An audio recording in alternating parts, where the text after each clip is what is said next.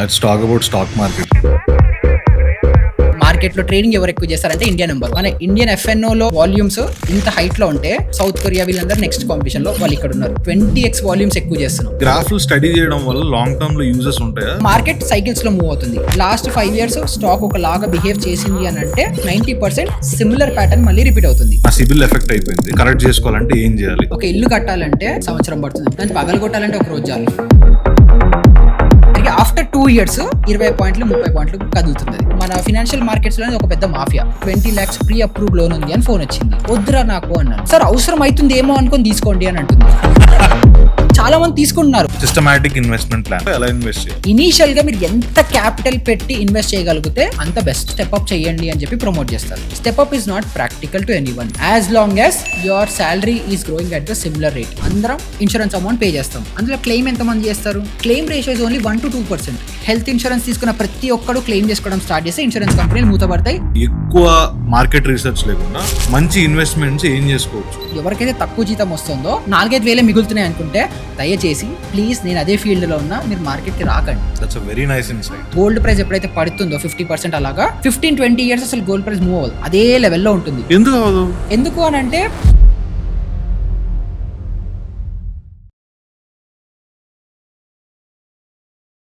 Nihal, welcome to in talks man. Hi Vignesh. Let's talk about stock markets. ఇప్పుడు bro. Stock market కి boom అనేది, ఈ Hmm. Awareness అనేది ఇండియాలో కానీ తెలుగు స్టేట్స్ లో కానీ ఎప్పటి నుంచి స్టార్ట్ అయింది ఎక్కువ? సో నేను ఒక క్వశ్చన్ అడుగుతా. ఏదైనా ట్రెండింగ్ వైరల్ ఎప్పుడు అవుతుంది? డిపెండ్స్. ఇప్పుడు ఫోమో అవ్వచ్చు. ఫస్ట్ ఫ్యాక్టర్ ఫోమో ఉంటుంది, లేకపోతే ఎవడో చేస్తాడు, వాడు సక్సెస్ఫుల్ అయిన వాడు ఉంటాడు, వాడిని చూసి మనం కూడా అలా కావాలి. సో ఇలాంటిది ఒక ఫోమో కోవిడ్ అప్పుడు హిట్ అయింది. సో కోవిడ్ అప్పుడు ఏమైందంటే ఒక అందరికీ జాబ్స్ పోయాయి, అందరి ఇంట్లో ఖాళీగా ఉన్నారు. ఎవరైతే ఎగ్జిస్టింగ్ జాబ్ హోల్డర్స్ ఉన్నారో వాళ్ళకు కూడా పే కట్స్ అయ్యాయి. కొంతమందికి 50% అయింది, కొంతమందికి 100% అయింది, కొంతమందికి జాబ్స్ కూడా పోయాయి. సో అప్పుడు బతకాలి కదా బయటకి. నార్మల్గా అంత మార్కెట్ అంతా ఓపెన్ ఉండి, లైక్ జనరల్ మార్కెట్ అంటాను, స్టాక్ మార్కెట్ కాదు, బిజినెసెస్ అంతా రన్ అవుతూ ఉంటే వీళ్ళు వెళ్ళి ఏదో ఒక బిజినెస్ పెట్టుకోవడం, ఏదో ఒకటి చేసుకునేవాళ్ళు. కాకపోతే అప్పుడు ప్రాబ్లం ఏంటంటే మొత్తం కంప్లీట్ లాక్డౌన్. ఏం చేసినా ఇంట్లో కూర్చొని చేయాల్సిన ఆప్షన్ వచ్చింది. సో అప్పుడు అందరికీ స్టాక్ మార్కెట్ కనిపించింది. అందులో అప్పటికే ఎగ్జిస్టింగ్గా కొంతమంది యూట్యూబర్స్ అవ్వచ్చు, ఇన్ఫ్లుయెన్సర్స్ అవ్వచ్చు, లేకపోతే ఇలాంటి వాళ్ళు వీడియోస్ ఆల్రెడీ చేస్తూ ఉంటారు, వాళ్ళకి వైరాలిటీ హిట్ అయింది. How to make money from home అని కొట్టారు. అప్పుడు కొడితే స్టాక్ మార్కెట్ కాంటెంట్ అంతా వచ్చింది వాళ్ళకి. రాగానే అప్పుడు ఎవరైతే ఎగ్జిస్టింగ్ అప్పటి వరకు స్టార్ట్ చేస్తున్నారో వీడియోస్ చేయడము, లేకపోతే ఇన్ఫ్లుయెన్సర్స్ ఎవరైతే ఉంటారో వాళ్ళందరూ గ్రో అయ్యారు. దాంతోపాటు ఈ ట్రెండ్ కూడా గ్రో అయింది. సో అచ్చా మార్కెట్లో డబ్బులు పెడితే ఇలా గ్రో అవుతుందా, లేకపోతే అది అని. ప్లస్ అప్పుడు దానికి యాడెడ్ ఫ్యూల్ ఏంటంటే కోవిడ్ అప్పుడు క్రాష్ కూడా అయింది. ఆల్మోస్ట్ 50% మార్కెట్స్ పడ్డాయి. పడినప్పుడు న్యూస్లలో అక్కడిక్కడ కోవిడ్ నడుస్తుందా, ప్యారలల్గా ఈ న్యూస్ కూడా నడుస్తుంది. అది కూడా న్యూస్ ట్రెండ్ అయింది కాబట్టి సో అందరికీ అచ్చా స్టాక్ మార్కెట్ ఇలాంటిది ఒకటి ఉంటుందా అని తెలిసింది చాలా మందికి.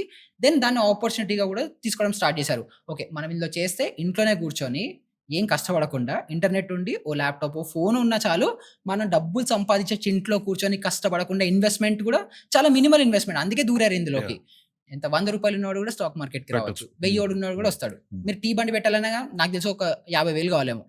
సో ఇది 1000 రూపాయలు ఉన్నవాడు కూడా దూరొచ్చు అని. సో టికెట్ సైజ్ స్మాల్, ఎవడైనా ఎంట్రీ తీసేసుకోవచ్చు, ఇంట్లో కూర్చొని చేసుకోవచ్చు, పెద్ద కష్టపడక్కర్లేదు. అప్పుడు జియో కూడా బూమ్ అయింది, అందరికి ఇంటర్నెట్ అవైలబుల్ ఉంది. సో అందరు దూరిపారు. So after Covid it took boom. మన కంట్రీలో బూమ్ వచ్చిందంటే అప్పుడే. బట్ స్టిల్ అది నన్ను అడిగితే చాలా తక్కువ. పెనిట్రేషన్ చూసుకుంటే 5%, 6% ఉంది. మన ఇండియా పాపులేషన్ లో 5% మంది ఇంకా మార్కెట్ లో ఉన్నారు, ఇంకా 95% ఉంది. యూఎస్ అలాంటి మార్కెట్స్ లో 60% ఉంది పెనిట్రేషన్. సో అలా చూసుకుంటే ఇంకా ఇండస్ట్రీ ఇంకా గ్రో అవ్వాలి, కానీ ఇప్పుడు అప్పట్లో ఇంకా తగ్గదు. అది ఇంకా ఒకసారి స్టార్ట్ అయింది, కిక్ స్టార్ట్ అయింది, ఇంకా వెళ్ళిపోతుంది. యుఎస్ లో 65% ఉంది. 60-65% మంది యాక్టివ్ పార్టిసిపేషన్ ఉంది స్టాక్ మార్కెట్ లో. అది ఇన్వెస్టింగ్ త్రూ అవ్వచ్చు, ట్రేడింగ్ త్రూ అవ్వచ్చు. మీరు 10 మందిని పట్టుకుంటే at least 6 people or investing or trading somewhere. అది క్రిప్టో అవ్వచ్చు, మ్యూచువల్ ఫండ్స్ అవ్వచ్చు, స్టాక్స్ అవ్వచ్చు, అక్కడ ఈటీఎఫ్స్ అనే కాన్సెప్ట్ చాలా పాపులర్, అది అవ్వచ్చు. ఎనీ కాన్సెప్ట్స్ లో they are familiar with markets, stock market and investing. So ఎందుకంటే వాళ్ళు మెచ్యూర్ మార్కెట్, డబ్బులు బాగా ఎక్కువ ఉన్నాయి, రిస్క్ ఎప్టైట్ కూడా ఎక్కువ ఉంటుంది, పోతే పోయింది. రిస్క్ అప్డేట్ ఎక్కువ ఉంటుంది, మెయిన్ థింగ్ అది. యుఎస్ తర్వాత ఏంటి బిగ్గెస్ట్ మార్కెట్ స్టాక్స్ కి? అంటే దాంట్లో సెగ్మెంట్స్ ఉన్నాయి. ఇప్పుడు ఈక్విటీ మార్కెట్ అని ఉంటుంది, futures and options trading market ఉంటుంది. సో ఈక్విటీ మార్కెట్లో చూసుకుంటే యూఎస్ అవ్వచ్చు, వెస్టర్న్ కంట్రీస్లో యూఎస్, దెన్ యూకే, ఇవన్నీ కూడా ప్రిడామినెంట్లీ పెద్ద కంపెనీస్, పెద్ద కంట్రీస్. వాటిల్లో ట్రేడింగ్ అవ్వచ్చు, ఇన్వెస్టింగ్ అవ్వచ్చు కంటిన్యూస్గా జరుగుతుంది. వాళ్ళ ఫండ్స్ కూడా చాలా ఎక్కువ. సో, ఫస్ట్ యూఎస్ ఉంది, తర్వాత చైనా ఉంది, తర్వాత జపాన్ ఉంది, తర్వాత మనకి జర్మనీ ఉంది. సో, మేజర్ మార్కెట్స్ అవే. తర్వాత మనం వచ్చాం. బేసిక్‌గా డబ్బులున్నవాడే మార్కెట్‌కొస్తాడు. Right. Right. So, rich countries అన్నీ టాప్‌లో ఉన్నాయి. మనం ఫోర్త్ పొజిషన్‌లో అలా. బట్ ఇదేమో నార్మల్‌గా ఇన్వెస్టింగ్‌గా మంచిగా డబ్బులు గ్రో చేసుకోవాలి సేఫ్‌గా అన్న దాంట్లో ఈ ర్యాంకింగ్. అలా గాకుండా మార్కెట్‌లో ట్రేడింగ్ ఎవరు ఎక్కువ చేస్తారంటే ఇండియా నంబర్ 1. ఆ ఇండియా నంబర్ 1 కూడా ఎంత నంబర్ 1 అంటే మన ఇండియన్ ఎఫ్ఎన్ఓలో వాల్యూమ్స్ ఇంత హైట్‌లో ఉంటే కాంపిటీషన్‌లో సౌత్ కొరియా వీళ్ళందరూ నెక్స్ట్ కాంపిటీషన్‌లో వాళ్ళు ఇక్కడ ఉన్నారు. సో, ఇక్కడి నుంచి ఇక్కడికి ఆల్మోస్ట్ మనం 10x, 20x వాల్యూమ్స్ ఎక్కువ చేస్తున్నాం. సో, ట్రేడింగ్ వాల్యూమ్స్‌లో ఇండియా బీట్ చేసి ఇప్పుడు కాదు ఇంకొక మేబీ ఇంకో 5, 10 ఇయర్స్ వరకు కూడా ఎవరు బీట్ చేయలేరు. బట్ ఇన్వెస్టింగ్ పరంగా అదర్ కంట్రీస్ ఆర్ 1, 2, 3, 4 పొజిషన్స్. మనం 4th, 5thలో ఉన్నాం హ్యాపీగా. సో మాక్సిమం వీళ్ళందరూ సెల్ఫ్ లెర్నింగేనా ఇన్వెస్ట్ చేసే వాళ్ళందరూ? ఫస్ట్ ఎలా స్టార్ట్ అవుతుందంటే ఎవడైనా సరే మార్కెట్‌లోకి నాతో సహా నా ఓన్ ఎగ్జాంపుల్‌తో సహా ఎవడైనా సరే మార్కెట్‌లో రావాలి అనంటే వాళ్ళంతట వాళ్ళు ఎవడు రారు. ఫస్ట్ ఎవడో ఒకడు ఒక పుష్ ఇస్తాడు. అరే పెట్టొచ్చు కదా! "అరే మామ ఇందులో పెట్టురా బావుంటది." ఆ! లేకపోతే స్టాక్ బ్రోకరే ఫోన్ చేస్తాడు. "ఓ 10,000 పెట్టండి సార్ మీకు నెక్స్ట్ మంత్ కల్లా 15,000 వస్తుంది. 50% రిటర్న్స్ వస్తుందని" వాడంటాడు. పాపం వీళ్ళకి ఆశ ఎక్కువ. ఆ 10,000 కదా పెడదాంలే అని పెడతారు. సో, అలా ఫస్ట్ అందరూ స్టార్ట్ అయ్యి అలా ఎవడో ఒకడు ఫ్రెండ్ అవ్వచ్చు, కొలీగ్ అవ్వచ్చు, స్కామ్ వాళ్ళు అవ్వచ్చు, బ్రోకర్‌లు అవ్వచ్చు, టిప్ ప్రొవైడర్‌లు అవ్వచ్చు, ఎవడో ఒకడు ఫస్ట్ నడ్జ్ ఇస్తాడు. ఇచ్చిన తర్వాత అలా స్టార్ట్ అవుతుంది వీళ్ళ జర్నీ. ఎవ్వడు సెల్ఫ్ నేర్చుకోడు. తర్వాత ఎక్స్‌పీరియన్స్‌తో నేర్చుకుంటారు. లాస్ వచ్చిందంటే ఎందుకు లాస్ వచ్చిందని కొంచెం బుర్రున్నవాడు, కొంచెం నాలెడ్జ్ ఉండి, కొంచెం సరే నా డబ్బుల మీద రెస్పాన్సిబిలిటీ ఉందన్నవాడు ఏం చేస్తాడంటే ఓకే. లాస్ వచ్చింది కదా! ఎందుకు వచ్చింది అని అనలైజ్ చేయడానికి ట్రై చేస్తాడు. రైట్. అప్పుడు ఆబ్వియస్‌లీ లెర్నింగ్ కోసం ఓకే. ఎందుకు లాస్ అయింది? ఎలా లాస్ అవ్వచ్చు? ఎన్ని రకాలుగా లాస్ అవ్వచ్చు? అని యూట్యూబ్ వీడియోస్ అవ్వచ్చు, బ్లాగ్స్ అవ్వచ్చు, ఆర్టికల్స్‌లో సెల్ఫ్ లెర్నింగ్ వైపు వెళ్తారు. లేదు కొంతమంది ఉంటారు. వాళ్ళకి ముందరే భయం. ఫస్ట్ టైమే లాస్ వచ్చిందంటే మనకి ఇది కాదు అని చెప్పి ఎనిక్కెళ్ళిపోతారు. వాళ్ళు ఇంకా బెటరు. ఫస్ట్ వాడు బెటరు, వీడు బెటరు. ఈ మధ్యలో ఉంటారు ఒకళ్ళు. వీళ్ళకి ఈగో ఉంటుంది. లాస్ వస్తే తట్టుకోలేరు. దాన్ని ఇంకా యావరేజ్ ఔట్ చేయడమో, లేకపోతే మళ్ళీ ఇంకొక అడ్వైజర్ తీసుకుంటారు. ఆల్రెడీ తప్పు చేసావు. ఇది తప్పని తెలియక ఇంకొక 4, 5 తప్పులు చేస్తావు. వీడెళ్ళి ఇంకొకడిని అడుగుతాడు. వాడేం చెప్తాడు? నీకు ఇంతకు ముందే చెప్పినవాడు కరెక్ట్ కాదు. నేను చెప్పిందే కరెక్ట్ అని చెప్పి వీడు ఇంకోటి చెప్తాడు. సో, అలా అలా అలా అలా ఎంట్రీ అయితే ఎవడో ఒకడు ఎక్స్‌టర్నల్ ఫోర్స్ వల్లే. సెల్ఫ్‌గా ఎవడు ఎంటర్ అవ్వడు. నీ ఫస్ట్ ఇన్వెస్ట్‌మెంట్ ఏంటి స్టాక్స్‌లో? నాది ఇన్వెస్ట్‌మెంట్ అంటే ఒక స్టాక్ పేరు అడుగుతున్నారా? లేకపోతే ఎలా? స్టాక్ పేరు అవ్వచ్చు. How much did you invest? First investment నిఫ్టీలోనే పెట్టా. అది నా ఫస్ట్ పిక్ చేసుకున్న స్టాకు. అదెంత అప్పుడు 200, 300 పెట్టుంటా అంతే. ఎందుకంటే అంతే చాలు. ఇప్పటికే అంతే ఉంది ఇన్వెస్ట్‌మెంట్. నిఫ్టీలో ఇన్వెస్ట్ చేయాలంటే. అది ఇన్వెస్ట్‌మెంట్ స్టార్ట్ చేశాను. అప్పటి నుంచి ఇప్పటికి ఆఫ్టర్ 9 ఇయర్స్ నేను ఇంకొక సెకండ్ స్టాక్‌లో ఇన్వెస్ట్ చేయలే. ఓన్లీ నిఫ్టీలోనే పెడతా. ఇంకెందులో లేదు. నిఫ్టీ అంటే ఇప్పుడు మళ్ళీ మీకు కూడా డౌట్ రావచ్చు. నిఫ్టీ అంటే ఇప్పుడు స్టాకా ఇది అని. అది ఇండెక్స్. అంటే ఇండియా గ్రో అయితుందా? ఇండియన్ ఎకానమీ గ్రో అయితుందా లేదా చెప్పే ఇండెక్స్ అది. మెట్రిక్ అనుకోండి. దాని మీద కూడా మనం ఇన్వెస్ట్ చేయొచ్చు. సో, నేను అందులో పెడతా. నాకు స్టాక్స్ ఇండివిడ్యువల్‌గా ఏమవుతుంది, పెరుగుతుంది. హ్యాపీగా మ్యూచువల్ ఫండ్ అనుకోండి ఇది. చాలా simple way to put across. Nifty అనేది ఒక మ్యూచువల్ ఫండ్ లాంటిది. ఒక ఇండెక్స్ ఫండ్. దాంట్లో పెడతా. Just only one place you have invested అంతేనా? అంతే. అవసరం లేదు బ్రో. ఎందుకంటే నిఫ్టీ ఏంటంటే ఇండియాలో టాప్ 50 కంపెనీస్ ఉంటాయి. 50 కంపెనీస్‌ని వెయిటేజ్ తీసి ఒక ఇండెక్స్ లాగా ఫార్మ్ చేస్తారు. అంటే ఒక స్టాక్ లాగా ఫార్మ్ చేశారు. సో, ఇప్పుడు ఇండియా గ్రో అయితుందా లేదా ఈ 50 కంపెనీస్ మీద డిపెండ్ అయి ఉంటుంది. ఈ 50 కంపెనీలు మంచిగా పెర్ఫార్మ్ చేస్తున్నాయంటే ఇండియా పెరుగుతుంది. ఇండియా గ్రో అవుతుంది. ఇండియన్ మార్కెట్స్ కూడా గ్రో అవుతున్నాయని ఈ 50 మనకి బెంచ్ మార్కింగ్. ఇప్పుడు ఇండియన్ క్రికెటింగ్ టీమ్ బాగుందా లేదా అని ఎలా చెప్తారు? ఫస్ట్ 5, 10 ప్లేయర్స్ ఈ టీమ్ బాగా ఆడుతుందంటే ఇండియా ఫ్యూచర్ బ్రైట్‌గా ఉందని కదా! సో, అలాగే ఇందులో కూడా అంతే. మనకి 2600 కంపెనీస్ ఉన్నాయి లిస్టెడ్ కంపెనీస్. దాంట్లో టాప్ 50 కంపెనీస్ రూల్ చేస్తాయి మార్కెట్‌ని.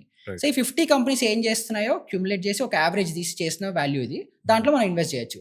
సో, దీంట్లో ఏంటంటే ఈ 50 కంపెనీలలో ఒక కంపెనీ సరిగ్గా పెర్ఫార్మ్ చేయట్లేదు అనుకోండి. వాళ్ళే తీసేస్తారు. ఇంకో కొత్త కంపెనీ పెడతారు. ఒకవేళ మంచి కంపెనీ గ్రో అవుతుందంటే దాని లాడర్ క్లైంబ్ ఎళ్తుంటుంది. 50థ్ పొజిషన్‌లో ఉన్నది థర్డ్ పొజిషన్‌కి, ఫస్ట్ పొజిషన్‌కి ఎళ్తుంది. సో, అప్పుడు మన ఇన్వెస్ట్‌మెంట్ అమౌంట్ కూడా ఆ కంపెనీలో ఆటోమేటిక్‌గా పెరుగుతూ ఉంటుంది. సో, నేనంత ఆలోచించడం ఎందుకు? ఆల్రెడీ ఒక సిస్టమ్ డిజైన్ చేశారు. మనకి బెంచ్ మార్కింగ్‌లున్నాయి. వీడు ఎక్కువ రన్‌లు కొడితే వీడు ఫస్ట్ వస్తాడు అని. అది ఆల్రెడీ డిఫైన్ అయ్యాయి. వాడి ప్రకారం వాడు ఇన్వెస్ట్ చేస్తున్నాడు. ఇంక నేను కష్టపడడం ఎందుకు?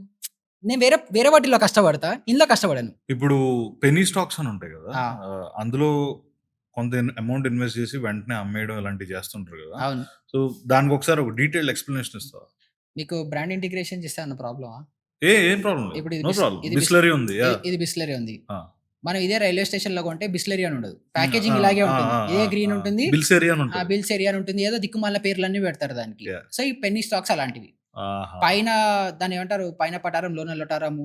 టాటా లోపలే అయితే ఆ! టాటా అయితే రాటా ఏదో ఆ! సంథింగ్ ఇట్లా. లోపలేం లేదు అంతా డొల్ల అని ఉంటాయి గదా! సో, సిమిలర్ స్టాక్స్ అన్నమాట. వీళ్ళేం జేస్తారంటే ఇవన్నీ మోస్ట్‌లీ షెల్ కంపెనీస్ ఉంటాయి. హ్మ్. సో, మీరు ఇల్లీగల్‌గా మనీ ఎక్కడైనా మూవ్ జేయాలి. సో, ఇప్పుడు మీరు దుబాయ్‌లోనో ఎక్కడో అక్కడ మీ దగ్గర చాలా ఇల్లీగల్ మనీ అంతా ఉంది. మీరు ఇండియాకి మూవ్ చేయాలనుకుంటున్నారనుకోండి. అప్పుడు మీరేం జేస్తారు?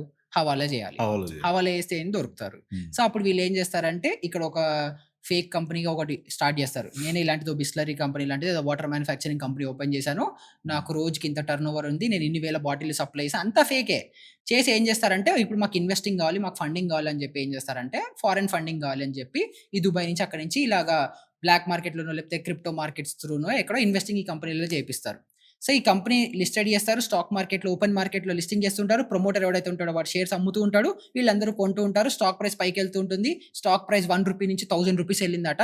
నేను 1,00,000 పెడితే నాకు 10,00,00,000 అవుతాయంట అని చెప్పి వీళ్ళే ఇన్‌ఫ్లుయెన్సర్‌లు కూడా ఉన్నారు చాలామంది ఫైనాన్షియల్ ఇన్‌ఫ్లుయెన్సర్‌లు. హ్మ్. వీళ్ళతోనే పుకార్లు కూడా పుట్టిస్తారు. ఈ స్టాక్ ఇంకే లేదు తోపు. దీంట్లో ఇన్వెస్ట్ చేస్తే ఇంకా ఎవడు ఆపేది లేదు అని చెప్పి. వీళ్ళందరూ ఏం చేస్తారు ఇలాంటి స్టాక్స్ అన్నీ ఇవి షెల్ కంపెనీస్ అని తెలియకుండా ఇన్వెస్ట్ అనేది చేస్తుంటారు. చేస్తుంటే అక్కడ ఇరుక్కుంటారు. సో, ఇవేమో స్కామ్ చేయాలనుకున్న కంపెనీస్‌లో ఇలా జరుగుతుంటది. కొన్ని జెన్యూన్ పెన్నీ స్టాక్స్ కూడా ఉంటాయి. సో, వాళ్ళేంటంటే ఇప్పుడు మీరే మీ స్టార్టప్ ఉంది గదా! ఏంటది ఫోమో పాప్. So, hmm. ఇప్పుడు ఇలాంటిదే ఒక కంపెనీ మీరు బిల్డ్ చేస్తున్నారు. స్లోగా గ్రో చేద్దాం అనుకుంటున్నారు. బేసిక్‌గా స్టాక్ మార్కెట్‌కి ఎవడైనా ఎందుకొస్తాడు? యాహ్! మీకు ఐడియా ఉందా? No idea. సో, ఎందుకొస్తారంటే ఇప్పుడు మీరు స్టార్ట్ చేశారు. మీరు బూట్ స్ట్రాప్డ్. మీకు ఫండింగ్ లేదు, ఏం లేదు. అవును. మీ అంతట మీరు కష్టపడ్డారు, గ్రో అయ్యారు. మేబీ హైదరాబాద్‌లో మీకు మంచి వెల్ నోన్ పేరొచ్చేసింది. ఫోమో పాప్సికల్స్ మొత్తం ప్రతి ఒక్కడికి అర్థమైపోయింది. యాహ్! ఇప్పుడు మీరు దీన్ని ఎక్స్‌పాండ్ జేయాలి. బెంగుళూరుకెళ్ళాలి, వేరే సిటీస్‌కెళ్ళాలి, ఇండియా మొత్తం స్ప్రెడ్ జేయాలి. యాహ్! డబ్బులేం జేస్తారు? మీరు దీన్ని ఇంకా గ్రో చేయాలి.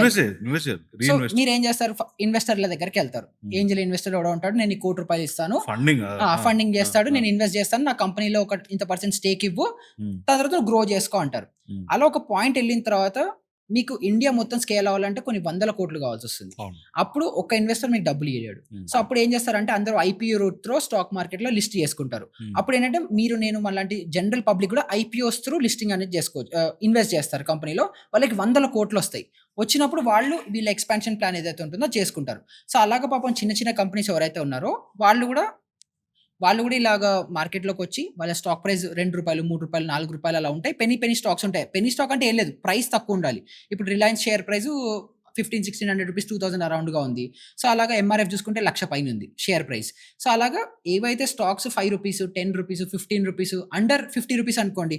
ఇలాంటివి ఏవైతే షేర్ ప్రైసెస్ ఉంటాయో వీటిని పెన్నీ స్టాక్స్ అంటారు. సో, వాటిలో రిస్క్ ఎక్కువ. ఎందుకంటే మానిప్యులేషన్ ఎక్కువ. ఇప్పుడు నేను ఒక 10,00,00,000 ఇన్వెస్ట్ చేశాననుకోండి. అదే రూ. 5 స్టాక్ రూ. 50 టచ్ అయిపోతుంది. ఏం ఇప్పుడు బేసిక్‌గా ఒక షేర్ ప్రైస్ ఎలా పెరగాలి? Demand and supply. యాహ్! ఇప్పుడు టమాటా ప్రైస్ ఉంది. చాలా మంది కొనుక్కుంటున్నారు. కొనుక్కోవాలనుకుంటున్నారు. సప్లై లేదు సప్లై అంటే లేదు. రేట్ రేట్ పెరుగుతుంది. పెరుగుతది. సేమ్ స్టాక్ మార్కెట్‌లో గూడా. బేసిక్‌గా షేర్‌కి డిమాండ్ లేదు. డబ్బులు ఇన్వెస్ట్ చేయడం వల్ల షేర్ ప్రైస్ పైకవ్వడం వల్ల ఆర్టిఫిషియల్ డిమాండ్ క్రియేట్ అయ్యి షేర్ ప్రైస్ పెరుగుతుంది. వీళ్ళు ప్రమోటర్‌లు బయట నుంచి ఎగ్జిట్ అవుతారు. మనోళ్ళు బుక్ అయితారు. సో, ఇలాగా పెన్నీ స్టాక్స్‌తో మానిప్యులేషన్ రిస్క్ ఎక్కువుంటుంది. ఎందుకంటే సైజ్ కంపెనీ చిన్నది. చిన్న అమౌంట్ ఇన్వెస్ట్ చేసినా గూడా మూవ్ అయిపోతుంది స్టాక్ కాబట్టి. సో, పెన్నీ స్టాక్స్‌లో ఎవరైనా ఇన్వెస్ట్ చేస్తుంటే వాళ్ళకి అడ్వైస్ ఏంటంటే కొంచెం ఫండమెంటల్స్ అనలైజ్ చేయండి. ఇప్పుడు ఫోమో పాప్సికల్ వచ్చింది. వస్తే ఈ కంపెనీ ఏంటి? వాడికి నిజంగా బిజినెస్ ఉందా? వాళ్ళ వాల్యూమ్స్ ఎంతున్నయి? వాళ్ళు నిజంగా హైదరాబాద్‌లో ఎవరికైనా తెలుసా వాడి పేరు? వీళ్ళకి సేల్స్ ఎంత అవుతున్నాయి? నంబర్స్ ఎంతున్నయి? రెవెన్యూ ఎంతుంది? ప్రాఫిట్ ఎంతుంది? మీరు ఒక్కసారి కంపెనీ రిజిస్టర్ అయిపోయారు అని అనుకుంటే చాలా మందికి తెలీదు ఈ విషయం. ఇన్కార్పొరేషన్. మీరు ఒక్కసారి కంపెనీ రిజిస్టర్ అయిపోయారు అని అనుకుంటే, మీరు గవర్నమెంట్‌కి ఒక చిన్న లెటర్ రాసి, కంపెనీ పేరు ఇచ్చి, నాకు డీటెయిల్స్ కావాలి ఫినాన్షియల్స్ అని అంటే 100% ఎవడైనా ఇయ్యాల్సిందే డేటా. మీరు ఓహ్! నాకు ఎవరికి రాయాలిది? ఆ? ఎవరికి రాయాలి లెటర్ ఇది? RTI act. Right to information act. Right to information. Right to information act అని ఉంది. సో, హ్మ్. దాంట్లో వాళ్ళకి ఏం చెప్పాలంటే, ఫోమో పాప్సికల్స్ అనే ఒక కంపెనీ లిస్టెడ్ కంపెనీ నాకు కనిపిస్తుంది. అంటే ఇప్పుడు మీరు బ్రాండ్ నేమ్ ఏదైనా పెట్టుకోవచ్చు. హ్మ్. బట్ రిజిస్టర్డ్ పేరు ఒకటి ఉంటది. అది మీ షాప్‌లో అవును. పెట్టుకోవాలి మీరు ఎలాగో. అవునవును. అవును. సో, ఆ లైసెన్స్ నంబరు అది హ్మ్. నాకిచ్చి, నాకు ఈ కంపెనీ ఏం చేస్తుందో నాకు తెలియాలి అనంటే, government is obligated to give all the details. So, ఆహా! ఇప్పుడు కంపెనీ ఎగ్జాక్ట్ రెవెన్యూ ఎంతుంది? మనీ ఎంతొస్తుంది? ప్రాఫిట్ ఎంతొస్తుంది? లాస్ ఎంతొస్తుంది? చెప్పరు. ఎందుకంటే that is confidential to you and your company. Right. But ఆ కంపెనీ ఏంటి? దాని షేర్ హోల్డర్స్ ఎవరు?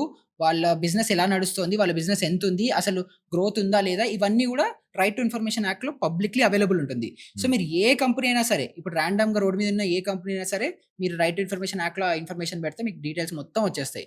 సో, అలాగా ఈ పెన్నీ స్టాక్స్‌లో అయితే ఇంకా లిస్టెడ్ కంపెనీస్. దాంట్లో అయితే మీకు వెబ్‌సైట్‌లోకెళ్తే వాళ్ళు ఫినాన్షియల్ రిపోర్ట్స్ కూడా పెట్టాలి. కంప్లీట్‌గా నేను ఏది చేస్తున్నాను, ఎంత చేస్తున్నాను, నాకు ఎంప్లాయీస్ ఎంతమందున్నారు, నా స్టార్ ప్రొడక్ట్ ఏది, నా వీక్ ప్రొడక్ట్ ఏది, నేను ఎక్కడ ఇన్వెస్ట్ చేస్తాను, ప్రతి ఒక్కటి ఒక డీటెయిల్డ్ ఫినాన్షియల్ రిపోర్ట్ అని ఉంటుంది. అది పబ్లిష్ చేస్తారు compulsory mandatory by SEBI.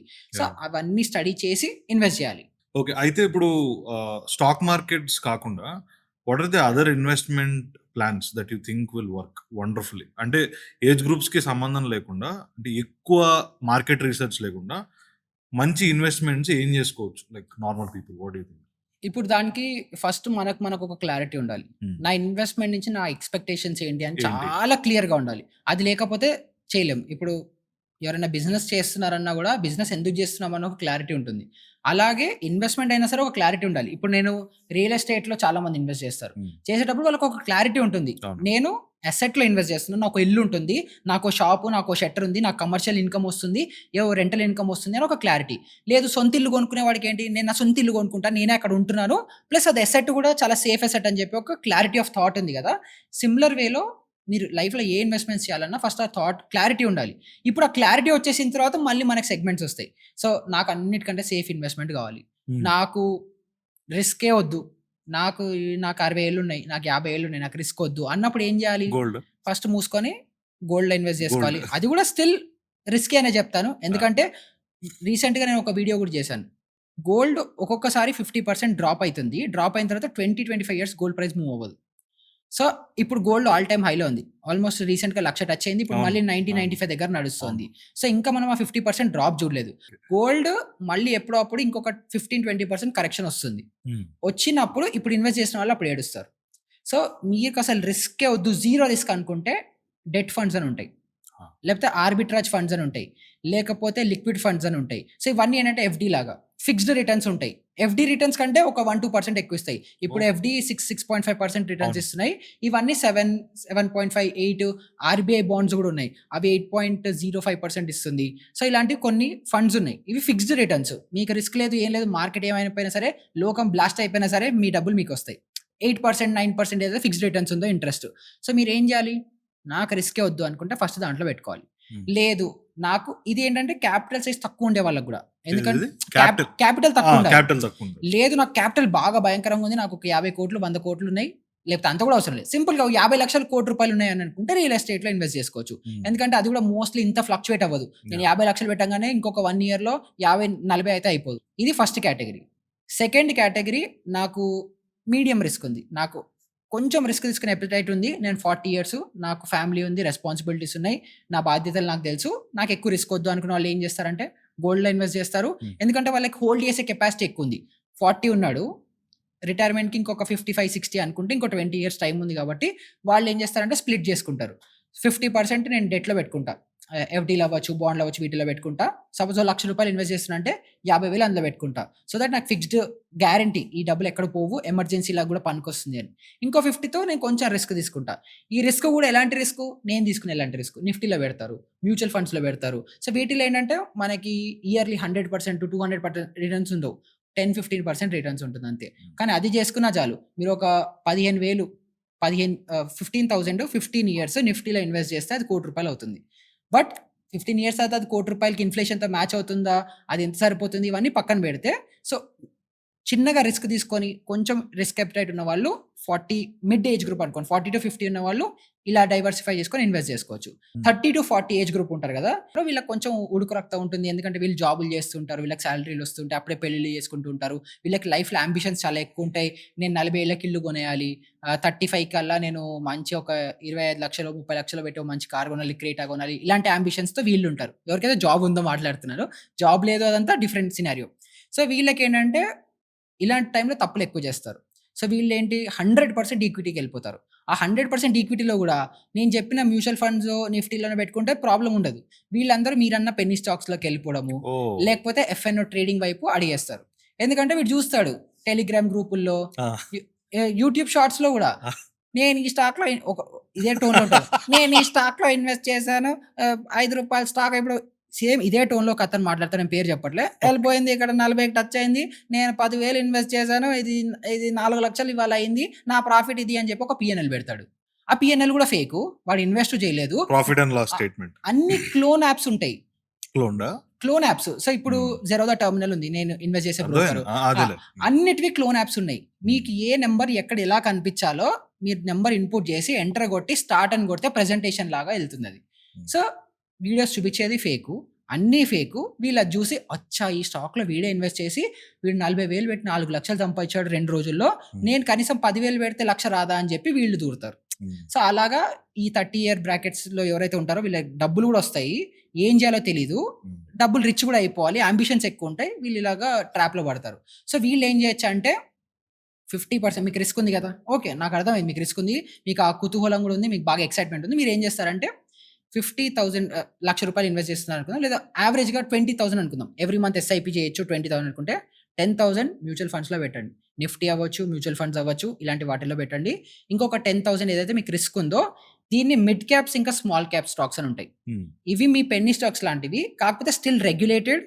Okay. Risk ఎక్కువ. కాకపోతే లాంగర్ టైమ్ ఫ్రేమ్‌లో 0 రిస్క్. బట్ హై రిటర్న్స్ ఇస్తాయి. మీకు నిఫ్టీ ఇయర్‌లీ 15% రిటర్న్స్ ఇస్తే, మిడ్ క్యాప్స్ అవ్వచ్చు, స్మాల్ క్యాప్స్ అవ్వచ్చు. ఇవి మీకు 25% రిటర్న్స్ కూడా ఇస్తాయి. సో, దాంట్లో ఇన్వెస్ట్ జేసుకోండి. బట్ అందులో వాలటిలిటీ ఎక్కువ. మీరు ఒక స్టాక్ అన్ని స్టాక్స్ కాంబినేషన్ ఆఫ్ స్టాక్స్ ఉంటాయి. 100 స్టాక్స్‌లో ఇన్వెస్ట్ జేస్తారు మీరు. మొత్తం స్టాక్స్ అన్నీ మీ ఇన్వెస్ట్‌మెంట్ 10% పడొచ్చు, 15% లేవచ్చు గూడా. సో, చాలా వాలటిల్ ఉంటాయి. పైకి కిందకి మూవ్‌మెంట్ ఎక్కువుంటుంది. సో, రిస్క్ ఎక్కువున్న వాళ్ళు దాంట్లో 50% దీంట్లో 50% పెట్టుకోవచ్చు. హ్మ్. ఇప్పుడు నా ఏజ్ 26. సో, నేనేం చేశానంటే నా 60% is in mid cap and small cap. Okay. 30% is in దీంట్లో లార్జ్ క్యాప్‌లో. ఓ హ్మ్. 10% నేను సేఫ్‌గా పెట్టుకున్నాను. సో, 60, 30, 10 ఇది నా పోర్ట్‌ఫోలియో ఇది అలొకేషన్. జనరల్ రూల్ ఉంటది గదా! 60, రూల్ ఏం 30, లేదు 10 బ్రో. అది గూడా చాలా సార్లు విన్నానిది. ఇప్పుడు నేను గూడా ఇది గూడా పెద్ద ప్రాబ్లమ్. ఈ రూల్‌లని ఎవడు కనిపెట్టాడు? యూఎస్‌లో వాడు కనిపెట్టాడు. హ్మ్. వాడేం చెప్తాడు 50, 30, 20 అంటాడు. 50, 30, 20 అంటాడు. ఫినాన్షియల్ రూల్ అంటాడు. బడ్జెటింగ్ రూల్ అంటాడు. ఇది మన ఇండియన్ ఆడియన్స్‌కి అసలు సెట్టే గాదు. నీకు సాలరీ 50,000 వస్తుంటే 25,000 నీ అవసరాలకి వాడుకో. తర్వాత ఇంకొక 30% నీ వేరే వాంట్స్‌కి వాడుకో. 20% ఇన్వెస్ట్ చెయి అంటారు. కొంతమంది ఏం చెప్తారంటే 30% ఇన్వెస్ట్ చెయి. 20% వాంట్స్‌కి వాడుకో అని అంటారు. ప్రాక్టికలా బ్రో? ఇప్పుడు కాదు. కాదు. నేనే కాదు. చెప్తా. కాదు. కాదు. ప్రాక్టికల్ 50,000 కాదు. 50,000 జీతం వస్తుంది. హ్మ్. నీకు వైఫ్ ఉంది. ఇద్దరు పిల్లలున్నారు. హ్మ్. 50% అంటే 25,000లో ఇంటి రెంట్ పోవాలి. ఇంట్లో అవును. ఖర్చులు పోవాలి. పిల్లల స్కూల్ పోవాలి. అన్నీ పాజిబులా? కాదు. కాదు. ఇంపాసిబుల్. So, yeah! అప్పుడు మనం అనలైజ్ చేసుకోవాలి. నా సిట్యుయేషన్ ఇది. నా కండిషన్ ఇది. నా జీతం ఇంత. నాకింత వస్తూ ఉంటే నేను దేంట్లో ఎంత అలొకేట్ చేసుకోవాలని చెప్పి మనమంతట మనమే ఒక బడ్జెటింగ్ ప్లాన్ చేసుకోవాలి. రైట్. చేసుకుంటే ఓకే. నాకు 50,000లో 40,000 అయితే గ్యారంటీ ఖర్చులకెళ్ళిపోతున్నాయి. నాకు వేరే ఆప్షనే లేదు. సో, ఇప్పుడు ఈ 10% మళ్ళీ నాలా నేననను. నాలాంటి ఫైనాన్షియల్ ఇన్‌ఫ్లుయెన్సర్స్ ఎవరైతే ఉంటారో ఈళ్ళొచ్చి ఈ 10% తీసుకెళ్ళి మార్కెట్‌లో పెట్టు అంటారు. హ్మ్. ఏం చేస్తాడు? ఆ 10%తో గ్రో అవ్వదు. ఫస్ట్ నువ్వు డబ్బులు సంపాదించలేవు. నేనన్నాను మీకు స్టార్టింగ్‌లో నేను 200తో స్టార్ట్ చేశానని. 200తో స్టార్ట్ చేసి నేను ఎలాగో 2, 3 ఏళ్ళు చేసినా గూడా నాకెంత క్యాపిటల్ గ్రో అవుతుంది?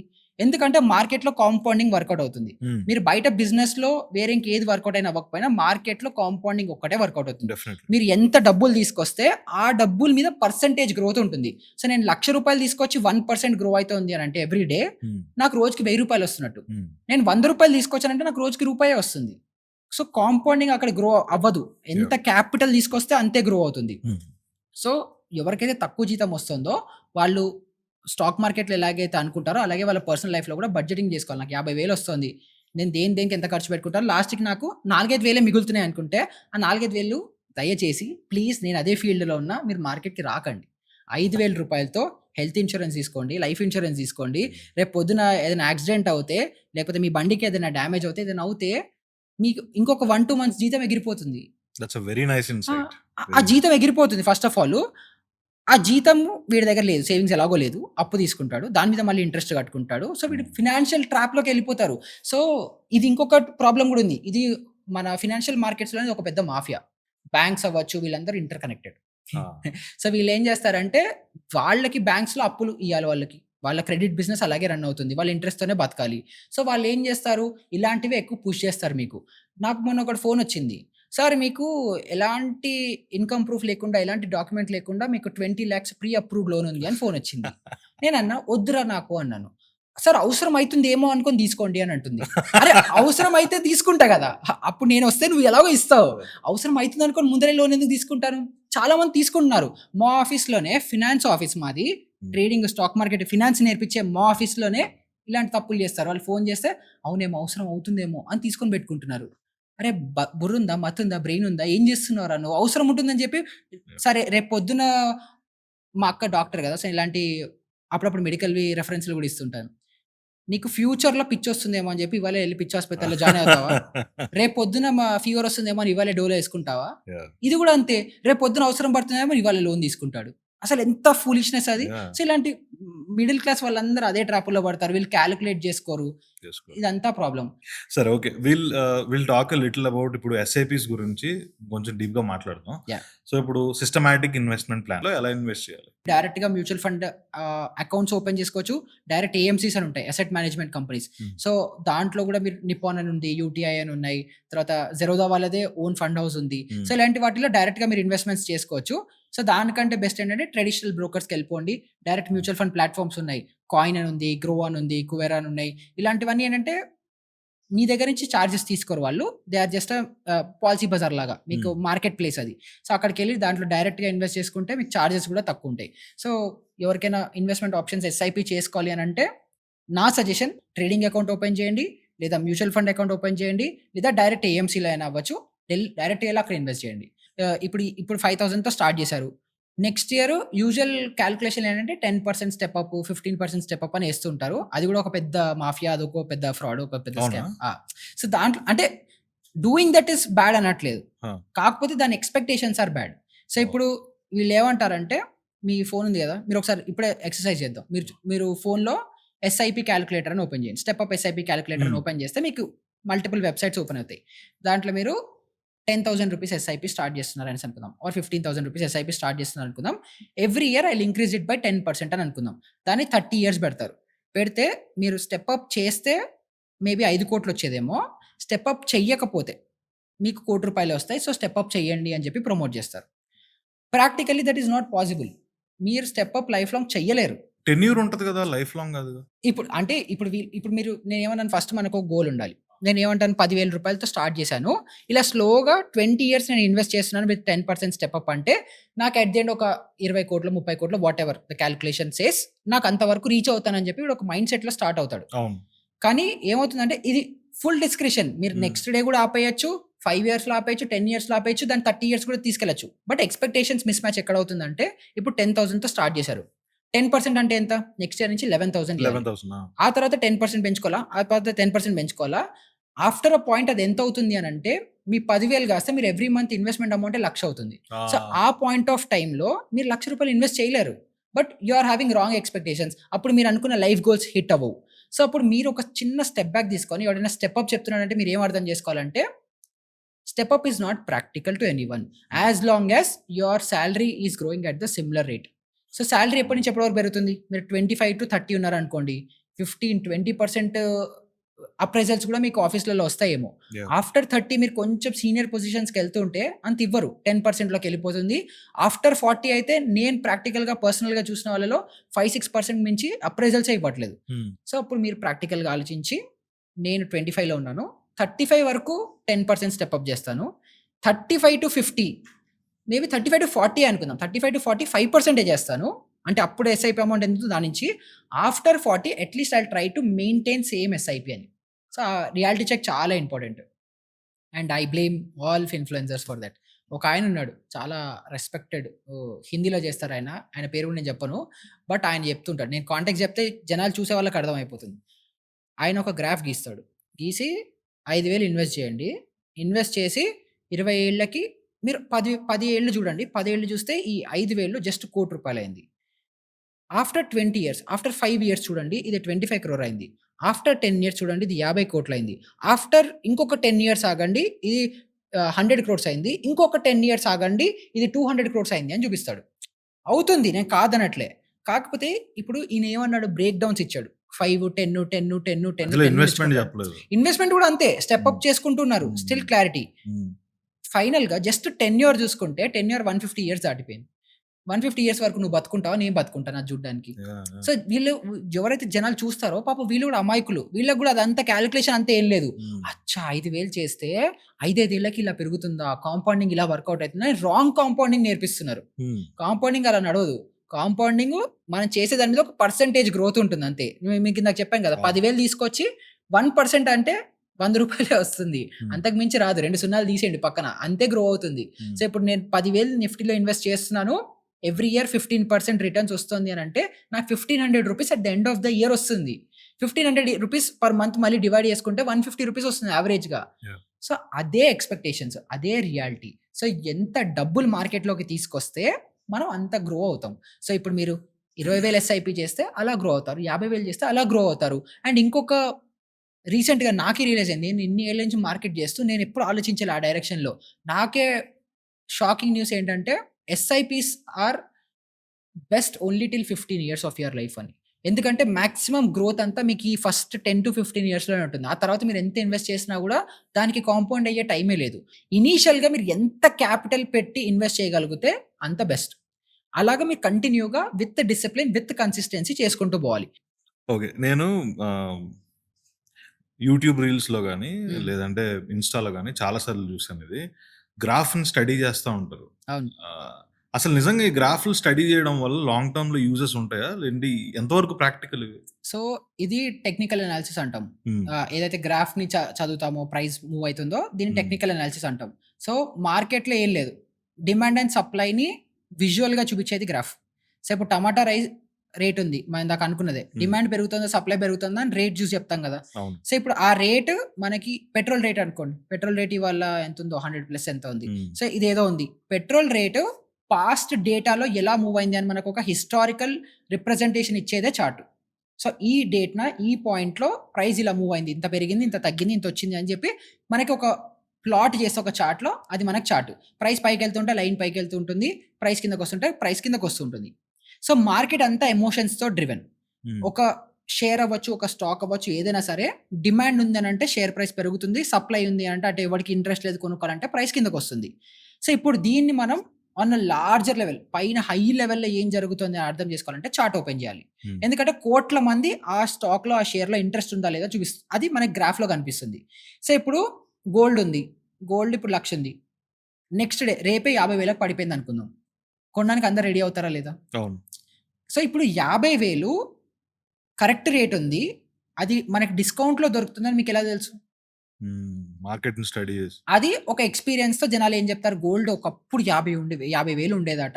ఇప్పుడు ఇప్పుడు 1,00,000 పడిపోయింది. టచ్ అయింది. 1,00,000 నుంచి ఇప్పుడు మళ్ళీ 50కి అప్పుడు లెవెల్ వచ్చింది అని ఎక్స్‌పీరియన్స్‌తో చెప్పేది బట్టి మనం ఆ అజంప్షన్‌తో మనకు ఆ నాలెడ్జ్ ఉంది కాబట్టి చేస్తున్నాం. హ్మ్. ఇప్పుడు మార్కెట్‌లో 2600 స్టాక్స్ ఉన్నాయి. ఏ స్టాక్‌కి ఏది కరెక్ట్ లెవెలో, ఏది డిమాండ్ జోనో, ఏది సప్లై జోనో, ఏది కరెక్ట్ ప్రైసో ఎలా తెలుస్తుంది? ఈ చార్ట్ చూస్తే తెలుస్తుంది. చార్ట్ ఏం లేదు. హిస్టారికల్ డేటా అంతే. సో, ఒకప్పుడు రూ. 1,000 ఉండేది. ఇప్పుడు 1,500 టచ్ అయింది. ఇప్పుడు మళ్ళీ రూ. 1,000కొచ్చింది. సో, రూ. 1,000కొచ్చింది అన్నది మనం అక్కడ గ్రాఫ్ చూస్తే మనకు అర్థమవుతుంది 50% డ్రాప్ అయిందని. హ్మ్. సో, ఇప్పుడు మనకి అర్థమైంది. 50% డిస్కౌంట్‌లో దొరుకుతుంది ఈ స్టాకు. సో, ఇప్పుడు ఇన్వెస్ట్ చేయాలా లేదా అని టెక్నికల్ అనాలిసిస్ కోసం ఈ సపోర్ట్, ఈ జోన్స్ ఏవైతే ఉంటాయో అవి మనకు కనిపిస్తాయి. సో, ఇప్పుడు మళ్ళీ ఎవరైతే ప్రాపర్‌గా అనాలిసిస్ చేసి ఎవరైతే ఇన్వెస్టర్లు ఇన్వెస్ట్ చేస్తారో వీళ్ళు ఏం చేస్తారంటే ఓకే. 1,500 నుంచి 1000కైతే వచ్చింది. 50% పడింది. కానీ ఎందుకు పడింది? హ్మ్. రీజన్స్. ఆ! కంపెనీలో ఏదైనా ఆ! ప్రాబ్లమ్ ఉందా? ఆ! ఫినాన్షియల్‌గా ఏదైనా ప్రాబ్లమ్స్ వచ్చాయా? లేకపోతే ఏదైనా డీల్ పోయిందా కంపెనీ వాళ్ళకి? ఏం జరిగితే ఈ కంపెనీలో ఏదైనా బ్యాడ్ న్యూస్ ఉందా? హ్మ్. ఆపరేటర్ ఎగ్జిట్ లేకపోతే ఎవరైతే ఇన్వెస్టర్స్ ఉన్నారో, ఎగ్జిస్టింగ్ ప్రమోటర్స్ ఉంటారో వాళ్ళు ఎగ్జిట్ అవుతున్నారా? ఏం జరిగితే స్టాక్ ప్రైస్ కిందకొచ్చింది అని చెప్పి అనాలిసిస్ చేసుకుంటారు.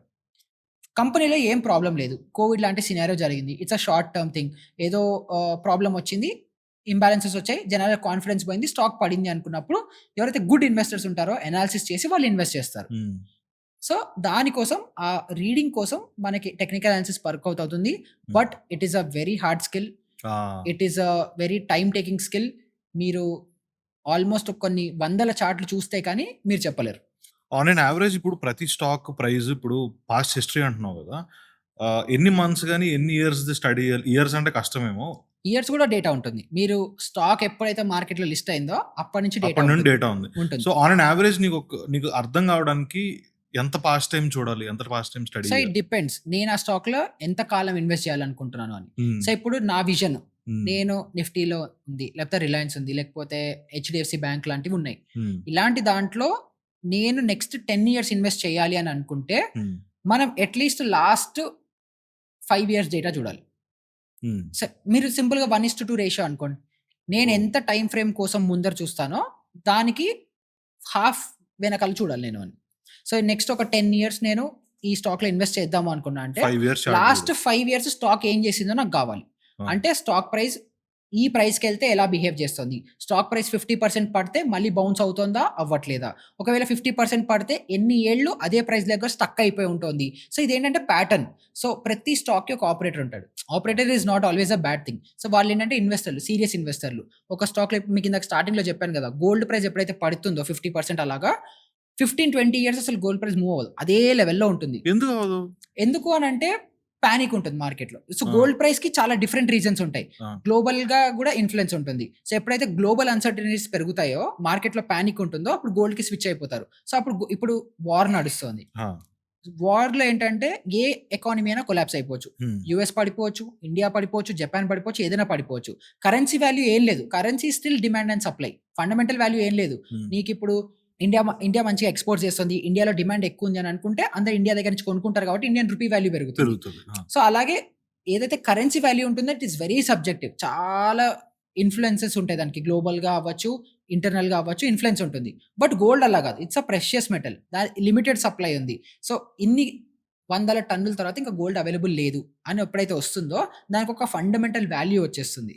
ఎలాంటి అన్‌సర్టెనిటీ లేదనుకోండి. ఎవ్వడికి రిస్క్ తీసుకునే అపెటైట్ ఉంది. హ్మ్.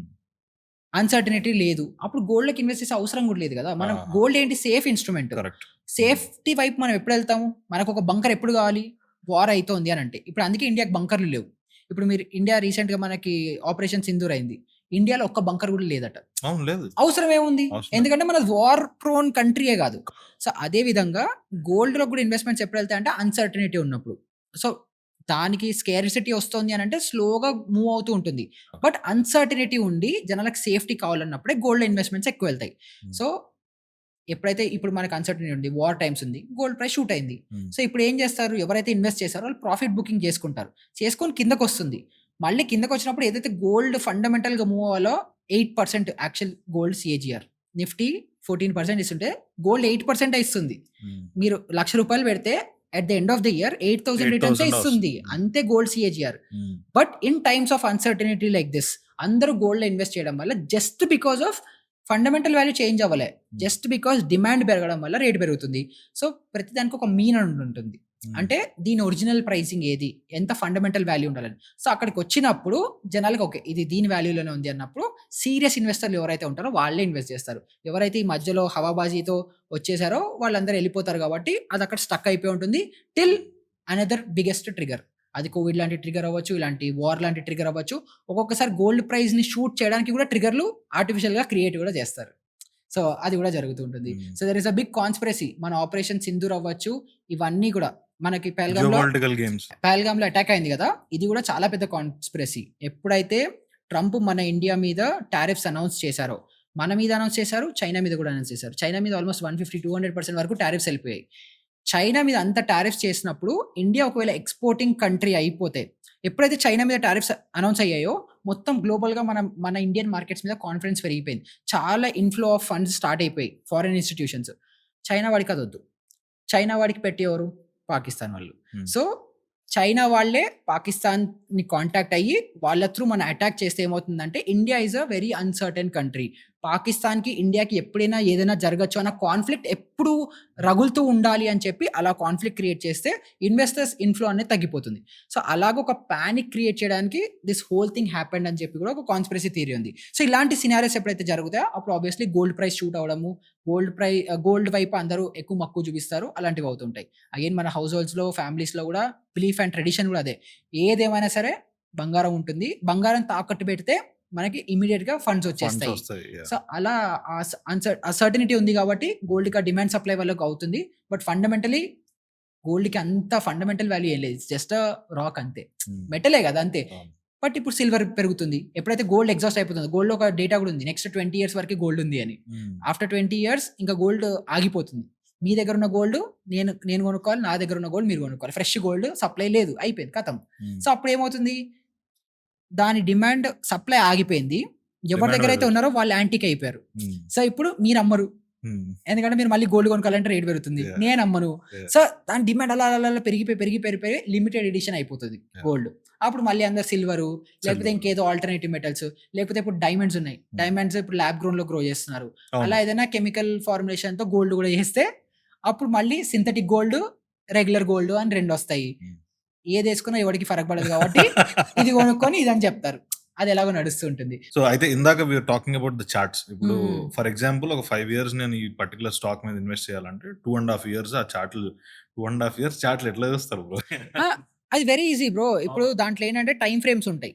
మనము ఇలా లైన్ మీకు కనిపిస్తుంది కదా! ఆ లైన్‌లో మీరు ఒక డాట్ అంటే it's all dot, dot, dot, dot, dot connected as a line. So, every day is 1 dot or every 5 minute is 1 dot or every 1 minute is 1 dot. So, దాంట్లో మనం టైమ్ ఫ్రేమ్ చేంజ్ చేసుకోవచ్చు. 1 second dots కూడా ఉంటాయి. So, all the dots connected form a line. So, ఇప్పుడు మీరు నాకు ఈ dot duration ఏదైతే ఉంటుందో నాకు 1 వీక్ కావాలనుకోండి. 1 వీక్‌లో జరిగిన ప్రైస్ హిస్టరీ మొత్తం సింగిల్ డాట్‌లో కనిపిస్తుంది. సో, అలాగా నేను లాస్ట్ 5 ఇయర్స్ స్టడీ చేయాలని అనుకుంటే, నా టైమ్ ఫ్రేమ్ ఏదైతే ఉంటుందో అది నేను చేంజ్ చేసుకుంటాను. So, instead of 1 minute I will put 1 week.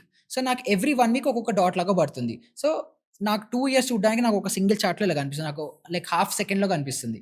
So, నేను సింపుల్‌గా ఇలా చూసి చెప్పేస్తాను. ఓకే. ఇది లాంగ్ టర్మ్‌లో 1 వీక్ టైమ్ ఫ్రేమ్ ఉంది కాబట్టి, ఈ చార్ట్ ఇలా కనిపిస్తోంది కాబట్టి, పాస్ట్‌లో దీని ప్యాటర్న్ ఇలా ఉంది. సో, నెక్స్ట్ ఇంకొక 1 ఇయర్‌లో ఇలాగ జరగొచ్చు. 2 ఇయర్స్‌లో ఇలా జరగొచ్చు అని we can predict. So, market సైకిల్స్‌లో మూవ్ అవుతుంది. History repeats itself. సో, మార్కెట్‌లో ఏం జరుగుతుందో సేమ్ ప్యాటర్న్ మళ్ళీ జరుగుతుంది. సో, లాస్ట్ 5 ఇయర్స్ స్టాక్ ఒకలాగా బిహేవ్ చేసింది అనంటే, there is high probability of 90% similar pattern మళ్ళీ రిపీట్ అవుతుంది. సో, 50% పడింది. మళ్ళీ తర్వాత ఒక 5 ఇయర్స్ కన్సాలిడేషన్ జరిగింది.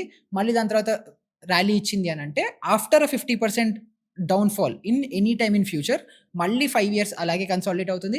After that only it will give breakout. So, 5 years 5 మంత్సా, 5 ఇయర్స్ కాకుండా 4 ఇయర్స్ 8 మంత్సా that will vary. But it will follow 90% similar structure and similar pattern. ఆ ప్యాటర్న్‌ని ఫాలో అయిపోతుంది అంతే. సో, దాన్ని బట్టి you can easily understand. So, ఇప్పుడు దాన్ని బట్టి మీ టైమ్ ఫ్రేమ్‌ని బట్టి ఇప్పుడు నేను అనుకోండి నేను ఇంట్రాడేలో ట్రేడ్ చేస్తాను. అంటే ఇవాళే ఎంట్రీ తీసుకుంటాను, ఇవాళే ఎగ్జిట్ అయిపోతాను. So, I use a 5 minute chart. 5 minute చార్ట్‌లో ఏంటంటే every dot is a 5 minute price point. నేను ఇంట్రాడే కాదు నాకు 1 మంత్ కోసం ట్రేడ్ చేయాలనుకోండి. I will put a 4 hour time frame. So, every 4 hours is 1 dot. 4 అవర్స్‌లో జరిగిన ప్రైస్ మూవ్‌మెంట్ అంతా it will show me in 1 dot. So, అలాగా 6 మంత్స్‌కి ట్రేడ్ చేయాలనుకోండి. I will put a 1 day candle. లేదు నేను 1 ఇయర్, 2 ఇయర్, 5 ఇయర్, 10 ఇయర్స్ కోసం invest చేశానంటే I will put a 1 week candle. ఇంకా 1 మంత్ క్యాండిల్ ఉంటుంది. 12 ఇయర్స్ క్యాండిల్ కూడా ఉంటుంది. సో, అలా డిఫరెంట్ టైమ్ ఫ్రేమ్స్‌లో డిఫరెంట్ డాట్స్‌తో మనం చూసుకుంటే కన్సైజ్ చేసుకొని మనం చూసుకోవచ్చు. It is not very tough. Oh! Yeah! Very easy. The best Indian stock brokerage firms ఏమున్నాయి? Shed some light. రకరకాల బ్రోకర్స్ ఉంటారు. సో, ఈ స్టాక్ బ్రోకర్స్‌లో కూడా 3 రకాలు ఉన్నారు మేజర్‌గా. Full service brokers, discount brokers, zero brokers. Highest amount of charges ఉండేది ఫుల్ సర్విస్ బ్రోకర్స్. సో, వీళ్ళు ఎవరంటే బ్యాంక్స్‌తో కాంటాక్ట్ అయ్యేవాళ్ళు. HDFC securities, SBI securities, ICICI సెక్యూరిటీస్‌లా బ్యాంకింగ్స్‌తో ఎవరైతే ఉంటారో వీళ్ళు. వీళ్ళు కాకుండా షేర్ ఖాన్ అని ఉన్నాయి. తర్వాత షేర్ ఖాన్ తెలుసు. మోతీలాల్ ఉంది. వీళ్ళందరూ కూడా ఫుల్ సర్విస్ బ్రోకర్స్. హ్మ్. వీళ్ళు ఏం చేస్తారంటే మీకు ఆర్ఎం సపోర్ట్ ఇస్తారు. అంటే నాకు ఏ షేర్ కొనాలో, అమ్మాలో కూడా నాకు అడ్వైజర్స్ కూడా కావాలి. ఆ సర్వీసెస్ ప్రొవైడ్ చేస్తారు. నాకు ట్రేడింగ్ ఎలా చేయాలో తెలీదు. నాకు నాలెడ్జ్ కూడా లేదు. నాకు ఆర్డర్స్ ఎలా పంచ్ చేయాలో కూడా తెలీదు. సో, నేను నోట్‌తో చెప్తాను మీరు చేయండి. ఇలాంటి సర్వీసెస్ అన్నీ వీళ్ళు ప్రొవైడ్ చేస్తారు. హ్మ్. వీళ్ళు ఫుల్ సర్విస్. వీళ్ళు భయంకరమైన చార్జెస్ తీసుకుంటారు. సో, హ్మ్. వీళ్ళు I will never recommend them. హ్మ్. మీరు కూడా ఎళ్ళకండి, చేయకండి. యాహ్! అండ్ మోస్ట్‌లీ వాళ్ళు ఇచ్చే టిప్స్ కూడా అన్నీ వేస్ట్ ఉంటాయి. మీకు డబ్బులు లాస్ తప్పితే ప్రాఫిట్ ఉండదు. సో, అవి అవాయిడ్ చేయండి. Second discount brokers. హా! వీళ్ళు ఇంట్రెస్టింగ్. వీళ్ళు తర్వాత మాట్లాడదాం. హ్మ్. తర్వాత ఫైనల్‌గా ఉండేది జీరో బ్రోకరేజ్. హ్మ్. సో, వీళ్ళేమంటారంటే మేము యూపీఐ లాగా మీరు ట్రాన్సాక్షన్ చేసుకోండి నాకు డబ్బులొద్దు అంటారు. హ్మ్. సో, వీళ్ళ టెక్ ఎప్పుడు కూడా ఫెయిల్ అయితూ ఉంటుంది. మీరు ఆర్డర్ పని చేస్తారు. ఆర్డర్ ఇవ్వదు. స్టాప్ లాస్ పెడతారు. ట్రిగ్గర్ అవ్వదు. లాసెస్ వస్తుంటాయి. వీడు అకౌంటబిలిటీ తీసుకోడు. నేను కొన్నాను ఆర్డర్ ఎళ్ళదు. అమ్మాను ఆర్డర్ ఎళ్ళదు. ఇలాంటి టెక్నికల్ గ్లిచెస్ అన్నీ వీళ్ళకి ఎక్కువ వస్తుంటాయి. సో, మోస్ట్‌లీ అందరూ బ్రోకరేజ్ ఫీ ఈ జీరో బ్రోకరేజెస్ ఎందుకు పాపులర్ అయ్యాయంటే, ఇప్పుడు మీరు బిజినెస్ చేస్తున్నారనుకోండి బ్రో. మీకు సాలరీస్ ఉన్నాయి. హ్మ్. ఎలక్ట్రిసిటీ బిల్ కట్టుకోవాలి. చాలా రకాల చార్జెస్ ఉంటాయి. అవును. ట్రేడింగ్ అండ్ ఇన్వెస్టింగ్‌లో there is only one charge which is brokerage and taxes. ఇంకా వేరే చార్జే లేదు. హ్మ్. సో, ఈ చిన్న ఏదైతే రికరింగ్ ఇన్‌కమ్ ఉంటుందో, రికరింగ్ చార్జెస్ ఉంటాయో వీటిని అవాయిడ్ చేయడానికి జీరో బ్రోకరేజ్ వైపు వెళ్తున్నారు. హ్మ్. ఎళ్ళినప్పుడు వీళ్ళకి డబ్బులు లేవు కాబట్టి వీళ్ళ ప్లాట్‌ఫార్మే సరిగ్గా బిల్డ్ చేయలేరు. ఆ టెక్ ప్రొవైడర్ సరిగ్గా చేయలేరు కాబట్టి వీళ్ళు ఫెయిల్ అవుతుంటారు. సో, వాటికి కూడా ఎళ్ళకండి. చాలా పేర్లున్నాయి. నేను పేర్లు చెప్పను మళ్ళీ డిఫమేషన్ కేసేస్తారు. సో, పేర్లు చెప్పట్లేదు. బట్ అవి కూడా యూజ్ చేయకండి. ఫుల్ సర్విస్ యూజ్ చేయకండి. జీరో బ్రోకరేజ్ యూజ్ చేయకండి. Hmm. Then there comes this discount brokers. Zerodha zero బ్రోకరేజా? నో, జెరోదా డిస్కౌంట్ బ్రోకర్ కేటగిరీలో డిస్కౌంట్ వస్తుంది. బ్రోకర్. సో, జెరోదా అవ్వచ్చు, గ్రో అవ్వచ్చు, అప్ స్టాక్స్, ఫైర్స్ వీళ్ళందరూ డిస్కౌంట్ బ్రోకర్ కేటగిరీలో వస్తారు. హ్మ్. దీంట్లో నేనిప్పుడు ఒకటి చెప్తా. నేను యూజ్ చేసేది జెరోదా, ఫైర్స్ ఈ 2 యూజ్ చేస్తాను. ఇప్పుడు నేను చెప్తే మీరు నమ్మాలా? నమ్మొద్దు. మీరు సింపుల్‌గా Google is the best place. Yeah. ఎళ్ళండి. ఎప్పుడైనా ఒక్కటి గుర్తుపెట్టుకోండి. డబ్బులు, ఫినాన్షియల్ మ్యాటర్స్ టాప్ లెవెల్‌లో ఉండే వాటిల్లోనే ఉండాలి. సో, బెస్ట్ నన్నడుగుతారు. నేను డెబిట్ కార్డ్ తీసుకోవాలంటే, సేవింగ్స్ అకౌంట్ ఓపెన్ చేయాలంటే ఏ బ్యాంక్‌లో ఓపెన్ చేయాలి సార్ అని. నన్నెందుకు అడుగుతున్నావు? గూగుల్‌ని అడుగు. ఇప్పుడు Yeah. నేనొకటి చెప్తా. అది ఆఫ్టర్ Yeah. 1 ఇయర్ ఇర్రిలెవెంట్ అయిపోవచ్చు. Yeah. సో, మీరేం చేయాలి సింపుల్‌గా గూగుల్‌లోకెళ్ళి top 5 banks, best banks, top 5 best brokers, top 5 best discount brokers అని సెర్చ్ చేస్తే మీకో లిస్ట్ వస్తుంది. ఇప్పుడు అందులో గూడా ఎస్‌సిఓ గేమ్ ఆడి లిస్ట్ పైకి చేసుకునే వాళ్ళుంటారు. అదో ఉంటారు. అదో అదే. Different game. అవును. బట్ స్టిల్ గూగుల్ ఏఐ మీకిప్పుడు ఏఐ వచ్చేసింది కాబట్టి it will recommend you these 5 are the most successful and top discount brokers అని. Yeah. దాంట్లో ఫస్ట్ జెరోదా వస్తుంది. సెకండ్ అప్‌స్టాక్స్ వస్తుంది. థర్డ్ మనకి ఫైర్స్ అని వస్తుంది. సో, ఇప్పుడు మీరు దాంట్లో కొంచెం రిసర్చ్ చేస్తే మీకు అర్థమైపోతుంది. Zerodha most trusted, highest amount of users ఉన్నారు. నిఖిల్ కామత్ ఉన్నారు. వాళ్ళు బూట్ స్ట్రాప్డ్ కంపెనీ. వాళ్ళకి వేరే ఇన్‌ఫ్లుయెన్స్ కూడా లేదు. ఫండింగ్ లేదు. What a story man. What a story. What a story. So, వాళ్ళు 7,000 క్రోర్స్ రీసెంట్‌గా ప్రాఫిట్ చేశారు. Yeah. సో, అలా ఉంది కాబట్టి Hmm. Obviously you have to trust them. So, దాంట్లో అకౌంట్ ఓపెన్ చేయొచ్చు. నెక్స్ట్ అప్‌స్టాక్స్ అవ్వచ్చు. అప్‌స్టాక్స్ ఐ థింక్ టాటా వాళ్ళ ఫండింగ్ ఉంది. సో, వాళ్ళకి బ్యాకింగ్ ఉంది. సో, మేబీ అలాంటి పెడిగ్రీ బాగుంది అనుకుంటే దాంట్లో ఇన్వెస్ట్ దాంట్లో అకౌంట్ ఓపెన్ చేసుకోవచ్చు. లేదా థర్డ్ ఆప్షన్ ఫైర్స్. ఫైర్స్ నేను ఎందుకు అంటున్నాను అంటే ఇది not many people know. But Fyers ఎప్పుడైతే ఇంట్రడ్యూస్ అయిందో వాళ్ళు మాకు డైరెక్ట్‌గా కలిసారు. I know them very personally, founders అవ్వచ్చు. బట్ అగైన్ నా వర్డ్స్‌తో తీసుకోవద్దు. Their platform is good for traders. ఇన్వెస్టర్స్‌కి ఏ ప్లాట్‌ఫార్మ్ అయినా doesn't matter. Only for traders మనకి యూఐ ఎక్స్‌పీరియన్స్ చాలా ఇంపార్టెంట్. ఏ ఆప్షన్ ఎక్కడుంది? ఏది నొక్కితే ఏమవుతుంది? అవన్నీ యూఐ చాలా పర్సనలైజేషన్స్ ఉంటాయి కాబట్టి పర్సనల్ స్పెసిఫిక్‌గా మీ ట్రేడర్ అయితే జెరోదా, అప్‌స్టాక్స్ అండ్ ఫైర్స్‌లో మీరు ఏదైనా చూజ్ చేసుకోవచ్చు. యాస్ ఎన్ ఇన్వెస్టర్ మీరు ఎందులో ఓపెన్ చేసినా టాప్ 5లో మీరు ఎక్కడైనా అకౌంట్ ఓపెన్ చేయండి. ఎక్కడైనా ఇన్వెస్ట్ చేయండి. No problem. ఎందుకంటే దాంట్లో చార్ట్స్ అవసరం లేదు. ఏది చేయక్కర్లేదు. I'm investing for 15-20 years. ఎక్కడైనా పెట్టుకోండి. నాకేం ప్రాబ్లమ్ లేదు. యూ టెల్ మీ ప్రాపర్‌గా ఒక క్రెడిట్ కార్డ్ యూజ్ చేయడం, దాన్ని యుటిలైజ్ చేసుకొని how to make our lives easier అనేది ఒకసారి. మనీ డిసిప్లిన్ ఎవరైతే లేదో వాళ్ళు అసలు ఫస్ట్ క్రెడిట్ కార్డ్ ఆలోచించకండి. Very simple. ఇప్పుడు నేను చాలా ఫేస్ చేస్తుంటాను నా ఫ్రెండ్స్‌లోనే. నిహాల్ నాకు 10థ్, 15థ్ అయిపోయింది. డబ్బులు అయిపోయి నాకు డబ్బులు పంపించావా? నేను మళ్ళీ సాలరీ క్రెడిట్ అవ్వంగానే ఇస్తానంటారు. డెఫినెట్‌లీ మన సర్కిల్‌లో అందరికీ అదే అట్మాస్ఫియర్ ఉంటుంది. Yeah. లేదా మనం కూడా అందులో ఒకరం అయి ఉండొచ్చు. మన డబ్బులు కూడా ఎగ్జాస్ట్ అయిపోతున్నాయి. సో, నేను ఒక వ్యక్తి ఉన్నాడు నా ఫ్రెండ్‌లోనే. Every month take home salary 1.5 lakh. నేను అడిగా, 1,50,000 వస్తుంది కదరా నీకు. నువ్వు ఒక్కడివే. నీకు పెళ్లి కాలేదు. పిల్లలు లేరు. ఏం లేరు. 1,50,000 ఎక్కడ ఖర్చు అవుతుంది అని అడిగా. తెలీదు. ఎందుకు అవుతుంది? సరే మొత్తం అంటే credit card statements, bank statements అన్నీ తీస్తే ఆ పబ్‌కెళ్ళాను అక్కడ 5,000, ఈ పబ్‌కెళ్ళాను ఇక్కడ 5,000, ఈ ఏదో షూస్ కొన్నాను 10,000 ఇలా ఎగిరిపోతున్నాయి సప్ అని. సో, ఎవరికైతే డబ్బులు మీరు 1,50,000 ఖర్చు పెట్టండి. నాకు ప్రాబ్లమ్ లేదు. కానీ 1,50,000లో 1,00,000 ఎక్కడికెళ్తోంది? 20,000 ఎక్కడికెళ్తోంది? 30,000 ఎక్కడికెళ్తోంది? అన్న క్లారిటీ ఎవరికైతే ఉందో వాళ్ళు ఫస్ట్ క్రెడిట్ కార్డ్‌ని ఆప్ట్ చేసుకోవచ్చు. సో, ఇప్పుడు ఆల్రెడీ క్లారిటీ వచ్చేసింది కదా! నాకు ఏది ఎక్కడికెళ్తుందో క్లారిటీ వచ్చేసిన తర్వాత నెక్స్ట్ ఏది ఎక్కడికెళ్తుందో 4, 5 సెగ్మెంట్స్ ఉంటాయి. ఫస్ట్ సెగ్మెంట్ ఏముండొచ్చు? మేబీ రెగ్యులర్ గ్రాసరీ స్పెండింగ్స్ అవ్వచ్చు. లేకపోతే ఫ్యూయల్ స్పెండ్స్ అవ్వచ్చు. ఇవి మస్ట్ నీడ్స్ ఏవైతే ఉంటాయో ఇప్పుడు మనకి కేటగిరీ అర్థమైంది. కేటగిరీ అర్థమైన తర్వాత ఎవ్రీ కేటగిరీకి ఒక డిఫరెంట్ క్రెడిట్ కార్డ్స్ ఉంటాయి. సో, అప్పుడు అందులో కూడా మీ పర్సనలైజ్డ్‌గా మీరు అబ్జర్వ్ చేసుకోవాలి ప్యాటర్న్. సో, నేను ఎక్కువ స్విగ్గీలో కొంటున్నాను అంటే స్విగ్గీతో టై అప్ ఉండే కార్డ్స్ ఉన్నాయి. హెచ్‌డిఎఫ్‌సి వాళ్ళది 10% క్యాష్ బ్యాక్ ఇస్తుంది. లేదు మేము ఇంట్లో ఎక్కువ సరుకులు కొంటాం, గ్రాసరీస్ ఎక్కువ స్పెండ్ చేస్తున్నాం అది ఇది అని అనుకుంటే హెచ్‌డిఎఫ్‌సి వాళ్ళదే మళ్ళీ హెచ్‌డిఎఫ్‌సి నియో అని ఉంది. So, all Tata products 10% of. So, అది ఆ కార్డ్ తీసుకోవచ్చు. లేదు చాలా ర్యాండమ్‌గా స్పెండ్స్ ఉంటాయి. నాకు ప్రతి చోట ఆన్‌లైన్‌లో స్పెండ్స్ ఎక్కువ ఉంటాయి. బట్ ఎక్కడో ఒకటి ర్యాండమ్‌గా ఉంటాయి. నాకు క్లారిటీ లేదు అనుకున్న వాళ్ళకి ఎస్‌బీఐ వాళ్ళదే క్యాష్ బ్యాక్ కార్డ్ ఒకటుంది. Any online transaction 5% cash back on top of all the existing offers. So, దాంట్లో ఏంటి మీకు డైరెక్ట్ క్రెడిట్ కార్డ్ స్టేట్మెంట్‌లోనే మీకు క్రెడిట్ అయిపోతుంది అమౌంట్. మీకు బెస్ట్ కదా! సో, ఫస్ట్ క్లారిటీ లేకపోతే క్రెడిట్ కార్డ్ తీసుకోకండి. సెకండ్ క్లారిటీ వచ్చిన తర్వాత సెగ్మెంట్స్ డివైడ్ అయిన తర్వాత ఈచ్ సెగ్మెంట్‌కి నాకు ఈ సెగ్మెంట్‌కి ఈ క్రెడిట్ కార్డ్ అని చూజ్ చేసుకోవచ్చు. Very simple.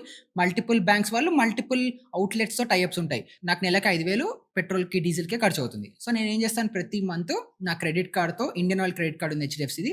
అది వాడతాను. వాడితే 5% క్యాష్ బ్యాక్ వస్తుంది. అది ఫస్ట్ అడ్వాంటేజ్. సో, నేను 5,000 స్పెండ్ చేస్తున్నానంటే ₹250 వెనక్కొస్తుంది. అంటే ఆల్మోస్ట్ 2.5 లీటర్స్ నాకు ఫ్యూయల్ వచ్చింది. అది ఎవ్రీ మంత్ అక్యుములేట్ అవుతూ పాయింట్స్ లాగా అక్యుములేట్ అవుతాయి. అవి నేను మళ్ళీ ఫ్యూయల్‌గా రిడీమ్ చేసుకోవచ్చు. అది ఫస్ట్ అడ్వాంటేజ్. సెకండ్ ఒక సర్టెన్ థ్రెషోల్డ్ మిట్ అయితే at the end of the year 50 litres fuel ఇస్తాడు. సో, నాకు ఇప్పుడు మన ట్రిప్ నేను బెంగుళూరు నుంచి ఇక్కడ హైదరాబాద్‌కి పాడ్‌కాస్ట్‌కొస్తే నా అప్ అండ్ డౌన్ ట్రిప్ మొత్తం నాకు ఈ క్రెడిట్ కార్డ్ పాయింట్‌లతో ఎళ్ళిపోయింది. సో, నాకు రూ. 10,000 ఫ్యూయల్ కాస్ట్ అయితే సేవ్ అయిపోయింది కదా! So, yeah! ఇప్పుడు నేను బస్ టికెట్ బుక్ చేసుకున్నా, ఏది చేసుకున్నా కూడా ఒకవేళ బస్‌లో వచ్చుంటే నేనేం చేసేవాడిని? నా ఎస్‌బీఐ క్యాష్ బ్యాక్ కార్డో, లేకపోతే ఇంకేదో క్రెడిట్ కార్డ్ యూజ్ చేసేవాడిని. దాంట్లో పాయింట్స్ ఒస్తాయి. అలా అక్యుములేట్ అయ్యి at the end of the year నాకు ఒక్క ట్రిప్ ఫ్రీ అయిపోయినా నాకు చాలు. సో, అలాగా నేను కాలిక్యులేట్ చేసుకున్నాను. ఇప్పుడు ఫినాన్షియల్ ఇయర్ ఎండ్ అయినప్పుడు నేను చూసుకుంటాననమాట. సో, అలాగా లాస్ట్ ఇయర్ అంటే 2024 ఏప్రిల్ నుంచి 2025 మార్చ్ ఫినాన్షియల్ ఇయర్‌లో నేను చూసుకుంటే నాకు ఈ జస్ట్ క్యాష్ బ్యాక్‌లతో రూ. 80,000 వచ్చింది. Forget what I spent. Yeah! That I anyway have spent. అది కాకుండా దాని నుంచి నాకు 80,000 వెనక్కొస్తుంటే వై నాట్?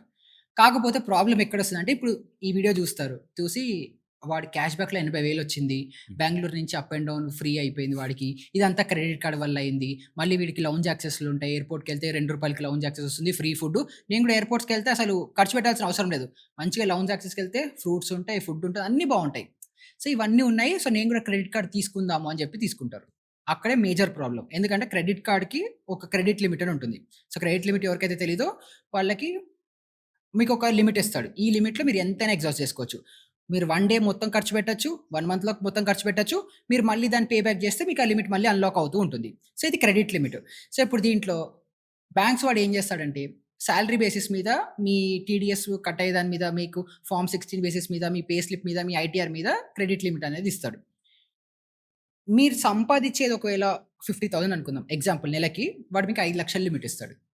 ఇప్పుడు you can spend 5,00,000 even though you are earning 50,000. So, hmm. ఇప్పుడు ఏమవుతుంది? నేను మీకు ఫస్ట్ చెప్పాను గదా! జనాలకి ఆ ఇంపల్స్ బయింగ్. షూస్ కొనేస్తాడు, అది కొనేస్తాడు, ఇది కొనేస్తాడు. ఎందుకంటే ఇప్పుడు మనకు చేతిలో డబ్బులు అవసరం లేదు. I have credit card. I can spend, I can use simple. ఇప్పుడు అందులో ఈ మధ్యన కాలంలో అయితే సీవీవీ కూడా ఎంటర్ చేయక్కర్లే. మీరు ఒక్కసారి క్రెడిట్ కార్డ్ దాంట్లో సేవ్ చేసి పెట్టారు అని అనుకుంటే it will directly take you to the OTP page. సీవీవీ ఇంతకు ముందర ఎంటర్ చేయాలన్నా మనకు ఆ నంబర్ గుర్తుండాలి. ఎక్కడో నోట్ చేసుకోవాలి. Too much of friction. ఇప్పుడు అది కూడా లేదు. మీరు డైరెక్ట్ ట్యాప్ చేయంగానే పేమెంట్ గేట్‌వే పేజ్ వస్తుంది. ఓటీపీ కూడా వస్తుంది. ఓటీపీ ఎంటర్ చేయాల్సిన అవసరం కూడా లేదు. అది ఆటో రీడ్ చేస్తుంది. వన్ సింగిల్ ట్యాప్‌తో పేమెంట్ అయిపోతుంది. ఇది కంపెనీ వాళ్ళకి ఓకే. బ్యాంక్స్ వాళ్ళకి హ్యాపీ. మీరు లాక్ అయిపోతున్నారు. హ్మ్. సో, ఎవరికైతే డిసిప్లిన్ లేదో, మనీ ఎక్కడికెళ్తుందో క్లారిటీ లేదో వాళ్ళు క్రెడిట్ కార్డ్ తీసుకోకండి. మనీ ఎక్కడికెళ్తుందో క్లారిటీ ఉంది. నేను అంతే స్పెండ్ చేస్తున్నానన్న కాన్ఫిడెన్స్ ఎవరి మీద వాళ్ళకి సెల్ఫ్ కాన్ఫిడెన్స్ ఉంది. అప్పుడు దానికి రివార్డ్స్ ఇవన్నీ. సో, మీకు ఆ డిసిప్లిన్ లేకపోతే don't even get into credit cards. ఎందుకంటే క్రెడిట్ కార్డ్స్‌లో డిఫాల్ట్ అవుతే it is as serious as you defaulting on any other loans. So, ఇప్పుడు మీరు క్రెడిట్ కార్డ్ బిల్లు రూ. 100 మీరు ఓవర్ డ్యూ ఉన్నారు. రూ. 100 కట్టలేదు. Still it will effect your CIBIL score so badly. అది ఎంత ఎఫెక్ట్ అవుతుందంటే మీరు ఒక హోమ్ లోన్ స్కిప్ చేసినా, ఒక కార్ లోన్ స్కిప్ చేసినా, పర్సనల్ లోన్ స్కిప్ చేసినా కూడా ఎంత ఎఫెక్ట్ అవుతుందో credit card is going to damage you so much. So, తర్వాత మీకు ఫ్యూచర్‌లో మీకు లోన్ కావాలన్నా దొరకదు. మీకు చాలా ట్రబుల్ అవుతుంది. సో, మీరు ఫ్యూచర్ ఆలోచించరు. చాలా మంది ఏమనుకుంటారు నేను క్రెడిట్ కార్డ్‌లు తీసుకుంటాను. నా సర్కిల్‌లో నాకు తెలిసిన ఆయన కూడా ఒక ఆయన ఉన్నాడు. ప్రతి బ్యాంక్ నుంచి క్రెడిట్ కార్డ్‌లు తీసేసుకున్నాడు. లైన్‌గా 5, 6 కార్డ్స్. ప్రతి క్రెడిట్ కార్డ్‌కి 3 లాక్స్, 4 లాక్స్ స్పెండ్ చేశాడు. 30 లాక్స్ గ్యాదర్ చేశాడు. చేసి క్రెడిట్ కార్డ్‌కి డిఫాల్ట్ అయిపోయాడు. ఇప్పుడు ఆయన ఏమనుకున్నాడు? నన్నెవ్వరు టచ్ చేయలేడు. నేనేం చేయలేదు. నాకు 30,00,000 ఉన్నాయి. నేను కట్టను. నేను ఇల్లులు మారుస్తూ ఉంటాను అని చెప్పి ఇల్లులు కూడా జంప్ చేస్తూ ఉన్నాడు. సో, క్రెడిట్ కార్డ్ రికవరీ ఏజెంట్లు అక్కడికెళ్తారు. వాడు ఉండడు. ఉండడు. సో, అలాగా తప్పించుకోవచ్చు అనుకున్నాడు. బట్ నీకే అంత తెలివుంటే బ్యాంక్ వాడున్నాడు. రికవరీ ఏజెంట్లున్నారు. లా ఉంది వాళ్ళ దగ్గర. పోలీసులు. అన్నీ ఉన్నారు. వాళ్ళకి ఇంకా ఇంటెలిజెంట్. అవును. ఫైనల్‌గా పట్టుకున్నారు. ఆయన నుంచి ఏం రాబట్టలేకపోయారు. అదంతా డిఫరెంట్ స్టోరీ. బట్ జైల్‌లో ఏసారు. అదంతా అయింది. సో, క్రెడిట్ కార్డ్ స్పెండ్ నేను చేస్తున్నప్పటికి కూడా ఒక్కొక్కసారి ఎళ్ళిపోతాయి. ఎక్స్‌ట్రా స్పెండ్స్ అయిపోతాయి. So, yeah! అప్పుడు నేను చేసేదేంటంటే క్రెడిట్ కార్డ్స్‌కి మనకి లిమిట్స్ ఉంటాయి.